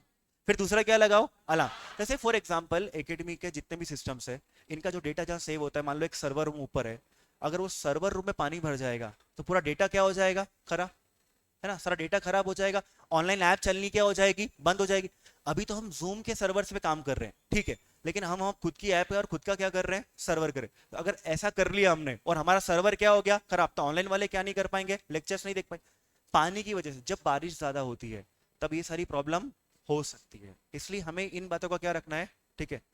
सो आपको है ना, देखो सबसे पहले आपने क्या नोट किया, आपने क्या नोट किया, देखो पहले तो क्या बनाया आपने, ये चार्ट बनाया। पहला चार्ट कौन सा बनाया, ये कंट्रोल, ये हमें रास्ता दिखाने की कोशिश कर रहा है। पहले कंट्रोल क्या बताएं, on the basis of objective, on the basis of IAS resources, on the basis of audit function. दूसरा, फिर on the basis of IAS resources से हमने स्टार्ट किया, तो तीन टाइप के होंगे, कौन कौन सा, फिजिकल, लॉजिकल, एनवायर। तो ये हमारा चार्ट नंबर क्या हो गया, 1, ये हमारा चार्ट नंबर क्या हो गया, 2, then we have this chart number 3। कौन से चालू किया अपन ने, एनवायरमेंटल कंट्रोल। एनवायरमेंटल कंट्रोल में क्या क्या पढ़ना है अपन को, आग से बचाएंगे, पानी से बचाएंगे, पावर से बचाएंगे, डस्ट से बचाएंगे, ठीक है। तो अभी हमने क्या स्टार्ट किया बेटा, पानी से बचाना है, हमारे सिस्टम्स किससे खराब ना हो जाए, पानी से खराब ना हो जाए। कुंदन भाई समझ में आया, आप यहां तक पहुंचा, तू पानी से बचाया अपन ने कुंदन भाई। तो पानी से बचाने का जो पहला कंट्रोल है वो क्या है दोस्तों, वाटर प्रूफिंग। आप क्या कर लो, वाटर प्रूफिंग कर लो। और फिर क्या लगा लो, water leakage alarm. Water leakage क्या लगा लो, अलार्म। पहला पॉइंट, सिर्फ पॉइंट पॉइंट नोट करते जाओ, जिसको अगर नोट करना है तो सिर्फ क्या नोट करना है, पॉइंट, क्योंकि एग्जाम में आएगा एक्सप्लेन वाटर रिलेटेड कंट्रोल्स, तो what you will write, water proofing हम कर लेंगे, फिर क्या करेंगे, वाटर लीकेज अलार्म लगा लेंगे। अब भाई समझ में आया क्या लिखना है, ठीक है। अब नेक्स्ट देखो, अच्छा वाटर प्रूफिंग किसकी होनी चाहिए, जरा ध्यान से सुनना, वाटर प्रूफिंग किसकी होनी चाहिए मालूम है, इसको क्या बोलते हैं, सीलिंग की। मतलब अगर ऊपर पानी भरे तो नीचे ना आए, इसकी भी होनी चाहिए दीवार, उसको क्या बोलते हैं, वॉल्स। तो सीलिंग्स की भी होनी चाहिए, वॉल्स की भी होनी चाहिए, और फ्लोर्स की भी होनी चाहिए। तीनों किसकी होनी चाहिए, तीनों की, सीलिंग्स की, वॉल्स की और फ्लोर की। क्योंकि चलो इस कमरे में पानी भरा गया तो हमारे दूसरे सर्वर रूम में तो ना जाए, आई मेरी बात समझ में, क्या है, मॉइस्चर से भी प्रॉब्लम हो सकती है। अगर दीवारों के ऊपर से मॉइस्चर उधर जाएगा तो उधर भी क्या आ सकती है, प्रॉब्लम्स आ सकती है, हमारे सिस्टम्स क्या हो सकते हैं, करप्ट। यार हार्डवेयर बहुत महंगे आते हैं और ऐसे ही खराब हो गए ना तो फिर क्या हो जाएगी, दिक्कत आएगी। फिर इतना खर्चा, आप अपनी असेट्स, तो इंफॉर्मेशन सिस्टम भी तो क्या होते हैं, इनकी भी तो आपकी असेट्स होती है, hardware software people data people, इनको क्या नुकसान नहीं पहुंचना चाहिए। तो भैया water proofing, water leakage alarm and water proofing किसी करानी है, सीलिंग्स, वॉल्स, फ्लोर्स। एवरीवन वापस बोलना, कौन सी, सीलिंग्स, वॉल्स और फ्लोर्स, सीलिंग्स, वॉल्स और फ्लोर्स, सीलिंग्स, वॉल्स और फ्लोर। देखो वाटर प्रूफिंग करवा लो, फिर क्या लगवा लो, वाटर लीकेज अलार्म लगवा लो, और फिर क्या करो, वाटर प्रूफिंग किसकी करवानी है, सीलिंग्स की, वॉल्स की और फ्लोर की। भैया इतने डेप्थ में भी मैं तुमको पूरा समझा सकता हूँ और याद करवा सकता हूँ, ये मेरी कैपेबिलिटी है। बस आपसे मेरा रिक्वेस्ट है कि आपको ये एनर्जी मेंटेन रखनी।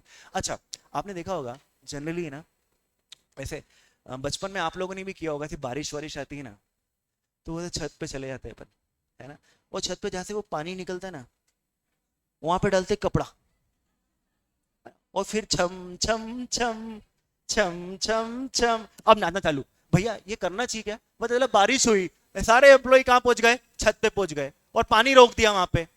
भाई मासूम गऊ होते, गऊ जो है ना, एम्प्लॉय होते क्या होते, गऊ यार, उनके पानी, अगर वाटर प्रूफिंग सस्ती वाली करवाई होगी बेचारों ने तो क्या हो जाएगा, वाटर प्रूफिंग भी क्या नहीं आएगी, काम नहीं। कहीं पानी रुकना चाहिए क्या, नहीं, पानी रुकना नहीं चाहिए। इसलिए बोला है पॉजिटिव ड्रेनेज सिस्टम। क्या बोला बेटा मैंने, फटाफट से बोल, positive drainage system, positive drainage system. Water leakage alarm, बेटा वाटर लीकेज अलार्म क्या होता है?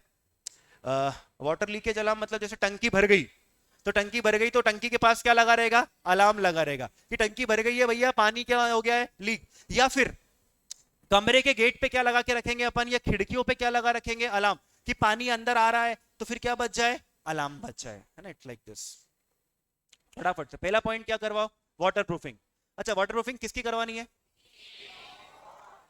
फ्लोर्स की। से तीसरा वाटर लीकेज अलार्म और पॉजिटिव ड्रेनेज सिस्टम। अच्छा एक बात बताओ, ये जो सर्वर रूम है ना, ये बीच के पास बनाना चाहिए क्या? बीच पे, बीच में समुद्र की लहरें आती रहेगी, सर्वर से टकराएगी, एम्प्लॉय बाहर बीच पे बैठे हैं और वहीं पर एंजॉय भी कर रहे हैं, ऐसी जगह बनाना चाहिए क्या? नहीं, पानी से तो दूर रखो ना, यही सबसे बड़ा कंट्रोल है। एनीथिंग इट, भैया पानी वाले क्षेत्र से हमें क्या रहना है? दूर। चलो, जहां ज्यादा बारिश होती वहां सर्वर रूम होना चाहिए क्या?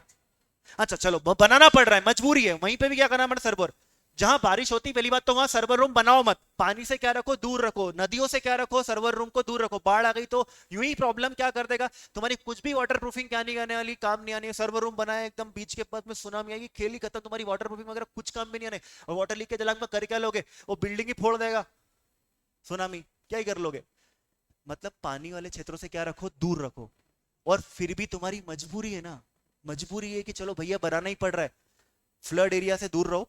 नहीं तो क्या करो, अगर बनाना पड़ रहा है तो टॉप फ्लोर पे मत बनाओ सर्वर रूम, और ग्राउंड फ्लोर पे मत बनाओ। इसका लॉजिक बता सकता है कोई? क्या? नीचे फ्लड आएगा तो चलो ठीक है वहां हट जाए, और ऊपर पे ज्यादा बारिश भी होगी तो सीलन तो हो ही जाती है, तो ना एकदम टॉप फ्लोर पे नहीं, समवेयर इन दी क्या होना चाहिए? मिडिल। देखो ये क्या लिखा हुआ है, in flood prone areas installation above the upper floors. कहां करना है आपको? अपर फ्लोर्स पे करना है, ग्राउंड फ्लोर पे नहीं करना, but not at the top floor. मतलब अपर पे करो लेकिन टॉप पे नहीं करना है। चलिए आइए बड़ा फटाफट से पहला पॉइंट क्या लिखेंगे अपन? Water leakage alarm. देखो ये सब्जेक्ट बहुत ज्यादा आसान है, कोई सा भी टॉपिक इसका डिफिकल्ट नहीं है। मतलब मैं आप शायद पहले दिन है तो आप लोग इतना ज्यादा ट्रस्ट नहीं कर पा रहे होंगे, लेकिन आपको ये चीजें बस याद रखनी है। ये बात आप मेरी बात मान लीजिए, आपको चीजें क्या करनी, बस याद रखनी। मैं एक एक चीज समझाता हूँ, इसमें लिखा हुआ एक एक वर्ड आपको क्या कर सकता है, इस पर आप जितनी डिटेलिंग बोलोगे उतनी डिटेलिंग कर दूंगा। बस आपको वो चीजें याद रखनी। वाटर प्रूफिंग, वाटर प्रूफिंग किसकी? सीलिंग्स की, वॉल्स की और फ्लोर्स की। फिर अलार्म लगा लो, है ना, अलार्म लगा लो। फिर पॉजिटिव ड्रेनेज सिस्टम, है ना, पॉजिटिव ड्रेनेज सिस्टम। और एक फ्लड प्रोन एरिया में क्या करना है? अपर फ्लोर पे करना है लेकिन टॉप फ्लोर पे नहीं करना। अच्छा है ना, अलार्म है ना, सुनो छत पे लगा दिया, ऐसा तो जरा सी एक बूंद गिरेगी तो क्या बच जाएगा? अलार्म। अलार्म सर्वर रूम के आसपास होना चाहिए, जहां से सर्वर रूम में पानी एंटर कर सकता है वहां पर होना चाहिए।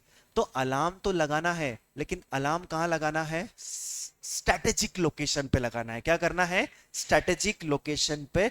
Install alarm eight strategic point. देखो मेरा फोकस होता है वो वर्ड पे, अगर आप सेंटेंस भी बना कर आओ तो शायद आपके सेंटेंस में वो स्ट्रेटेजिक वाला वर्ड मिल जाए, तो आपकी मार्किंग क्या हो सकती है? ज्यादा हो सकती है। स्ट्रेटेजिक पॉइंट्स पर बनाना है इंस्टॉलेशन। चलो यहां तक मैंने आप लोगों को बताया। एक बार पूरा बोल के, यहां तक बोल के हम क्या करेंगे? एंड करेंगे। और कौन कौन से पॉइंट लिखने हैं वो भी मैं लास्ट में आप लोगों को बता। देखो एक बात समझना, मैं ऐसे बच्चों जैसा बेटा डिक्टेट नहीं करवा पाऊंगा ना, ये बोला आपको खुद को समझ में आना चाहिए कि हमें क्या क्या चीज लिखनी है। हाँ, और जो मुझे लगता है कि भूल जाओगे या डिफिकल्ट है, एग्जाम्पल है, वो तो मैं खुद आगे होके आपको लिखाऊंगा। लेकिन अब मैं बोलो ये भी चीज, आपने वाटर रिलेटेड कंट्रोल्स लिखा तो point number 1 2 3 4 5, how you will decide the strategic points. उसने कहा है स्ट्रेटेजिक पॉइंट कैसे डिसाइड करोगे? सर्वर रूम में जहां से क्या आ सकता है? पानी। अच्छा ये रूम में अपन बैठे भाई, ये रूम में कहां कहां लगाना सकते हैं? ये विंडोज पे लगा लो, है ना, विंडोज पे लगा के रख लो, ठीक है। फिर पहली बात तो क्या है, ये विंडो से दूरी रखना चाहिए। अब हवा कभी बारिश आई, बहुत तेज आई हवा चल रही, माहौल अच्छा बन रहा है, लेकिन क्या होगा, खिड़कियां खुली है तो क्या हो जाएगा? पानी अंदर यूं ही आ जाएगा। अब ठीक है, इसको कवर कर दिया वैसे तो हमने हमने तो क्या कर रखा है, इसको कवर। तो भैया आपके रूम में खिड़कियां कहाँ हैं, दरवाजे कहाँ हैं, कहाँ से पानी आ सकता है, वो सारी चीजें आपको डिसाइड करनी पड़ेगी। और उसके हिसाब से सर एक फ्लोर पे भी लगा ले, एक फ्लोर पे लगा ले, कहीं पे भी लगा ले, लेकिन ये देखना कि यार भलाई तूने 5th फ्लोर पे लगा दिया, लेकिन ग्राउंड फ्लोर पे भी लगाओ। कभी ग्राउंड फ्लोर से भी क्या आ सकती है, प्रॉब्लम आ सकती है। वो तो आपको देखना पड़ेगा कि फ्लड आपके वहां पर कितनी आती है। अब तुम आसाम वाले रीजन में सर्वर रूम है तुम्हारा, तो भाई मैं क्या बोलूं, फिर तो वहां पे तुमको ग्राउंड फ्लोर पे भी क्या करना पड़ेगा, लगाना पड़ेगा, फिफ्थ फ्लोर पे भी लगाना पड़ेगा, सर्वर रूम के बाहर भी लगाना पड़ेगा। Strategic point will depend on condition to condition. आप जब ऑडिटर हो और आप ये आकर देखोगे कि यार ये अलार्म नहीं लगा रखा है, तो आपको क्या करना पड़ेगा, अपना प्रोफेशनल जजमेंट यूज करना पड़ेगा कि भैया ये अलार्म कहाँ का लगाने चाहिए। अब कोई आए मेरे को बोले कि यार वो अलार्म देखो वो खिड़की पे नहीं लगा है, मैं इस रूम का एग्जांपल दे रहा हूँ, सामने वाली खिड़की पे नहीं भी लगा ना तो कोई दिक्कत नहीं है। बताओ क्यों, वो बहुत दूर है। लेकिन ये वाली खिड़की के यहाँ कहीं तो होना चाहिए कि नहीं होना चाहिए, आराम से। लेकिन हाँ मुझे लग रहा है वहां से भी बहुत ज्यादा प्रॉब्लम है, तो फिर वहां पर भी वो तो आप अपना क्या करोगे, एनालिसिस करोगे, है ना, सर्कमस्टेंशियल डिपेंड करेगा। चलो मैं शुरू से बोल दो एक बार फटाफट से। चैप्टर के 3 पार्ट, नहीं पहले तो बताया था मैंने 5 चैप्टर्स है ना। इवन सबसे पहले तो मैंने बताया था डिफिकल्ट है क्या, फेल हो सकते क्या, वो सब था, वो सब नहीं बता रहा हूँ, है ना। यहाँ से चालू कर, 5 चैप्टर है, अपन कहाँ पे आ गए, थर्ड चैप्टर को शॉर्ट में क्या बोलेंगे, control, component, control, audit. What is control, anything that reduces the risk is called as control. Control कितने टाइप के दे रखे, 3, on the basis of objective, on the basis of IAS resources, on the basis of audit function. हमने कहां से चालू किया, आइए, इंफॉर्मेशन सिस्टम के क्या रिसोर्स होते हैं, हार्डवेयर, सॉफ्टवेयर, डेटा, पीपल। इसको कोई प्रॉब्लम देने कैसे आ सकता है, फिजिकल, लॉजिकल, एनवायरमेंटल। अब हम क्या पढ़ रहे थे, एनवायरमेंटल, तो एनवायरमेंटल पे आए, तो एनवायरमेंटल में कैसे बचा, आएंगे, पानी से बचाएंगे, पावर से बचाएंगे। तो भैया हमने पहला क्वेश्चन क्या पढ़ा, पानी। देखो मतलब मुझे इतना सारा जनरेट करना पड़ा कहां पर, पानी से बचाने पर पहुंचने के लिए। आप सोच के देखो, मतलब ये चैप्टर में कितनी गहराई है। चैप्टर के 3 पार्ट, उस 3 में दूसरा पार्ट, वो दूसरे के 3 पार्ट, वो दूसरे में से तो दूसरा उसके 3 पार्ट, और जो तीसरा है उसमें दूसरे के फिर 4 पार्ट, और 4 में से फिर अपन कौन सा पढ़ रहे हैं, आखिरी। मैंने ये सब स्टार्टिंग वाले चार्ट इसलिए बनवाए ताकि आपको वो जगह याद रहे जहां पर हम एग्जिस्ट करते हैं। एंड वाटर से रिलेटेड कंट्रोल सारे अपन लास्ट में ये आपके पास लिखे होने चाहिए, तो याद हो जाएंगे आपको। एक तो क्या होगा, वाटर प्रूफिंग करवा लो। वाटर प्रूफिंग किसकी करा लो, सीलिंग की करा लो, वॉल्स की करा लो, फोर्स की करा लो। फिर क्या लिखा लो, वाटर लीकेज अलार्म। अच्छा अलार्म कहां इंस्टॉल करो, स्ट्रेटेजिक लोकेशन, स्ट्रेटेजिक लोकेशन पे या पॉइंट्स पे, ठीक है। ऐसा कुछ नहीं है कि तुम पॉइंट से लिख के आओ या location. Alarm should be installed eight strategic, है ना, ये वर्ड क्या अपन अंडरलाइन मार दिया कि भैया हाँ मॉड्यूल से। सीलिंग्स भी याद रखा, फ्लोर्स भी याद रखा, ये भी याद रखा। फिर एक था positive drainage system, positive drainage system, ठीक है। और फिर आखिरी में था, है ना, इन फ्लड प्रोन एरियाज। देखो अब आपकी लैंग्वेज जब हम मॉड्यूल से पढ़ेंगे ना, ऑटोमेटिक किसके जैसी हो जाएगी, मॉड्यूल की जैसी, क्योंकि मैं आपको सारा मॉड्यूल से ही पढ़ाऊंगा। तो आपने भी क्या बोला अभी, इन फ्लड प्रोन एरिया, तो ऑटोमेटिक निकलेगा। आप मल्टीपल टाइम पढ़ेंगे तो ऑटोमेटिक वो चीज निकलेगी। आप शॉर्ट नोट्स पढ़ेंगे ना, देखो यहां पर मॉड्यूल में ये कि आप 10 लाइन पढ़ोगे, आप 10 लाइन पढ़ोगे तो 2-3 लाइन लिखकर आ सकते हो। लेकिन जो इंसान सिर्फ थियरी में शॉर्ट नोट्स पढ़ता है, वो 3 लाइन जब पढ़ता है ना, तो फिर उसको तो लिखने के लिए सेंटेंस ही नहीं मिलेंगे। तो in flood prone areas avoid, prone areas avoid, install at top floor, है ना, install somewhere in the middle, actually ऐसा भी लिख सकते हैं। इंस्टॉल कहां करना है, मिडिल में करना है। Install somewhere at the middle, above floors पे करना है, लेकिन टॉप फ्लोर में नहीं करना। मतलब कहां करना है, मिडिल में करना है। देखो उसने एक पॉइंट बोला है, पॉइंट बच्चे का बहुत सही है। उसने लिखा है server should be installed eight raised location, server should be installed eight raised location, ऊंचे फ्लोर पर या ऊंची जगहों पर क्या करना है।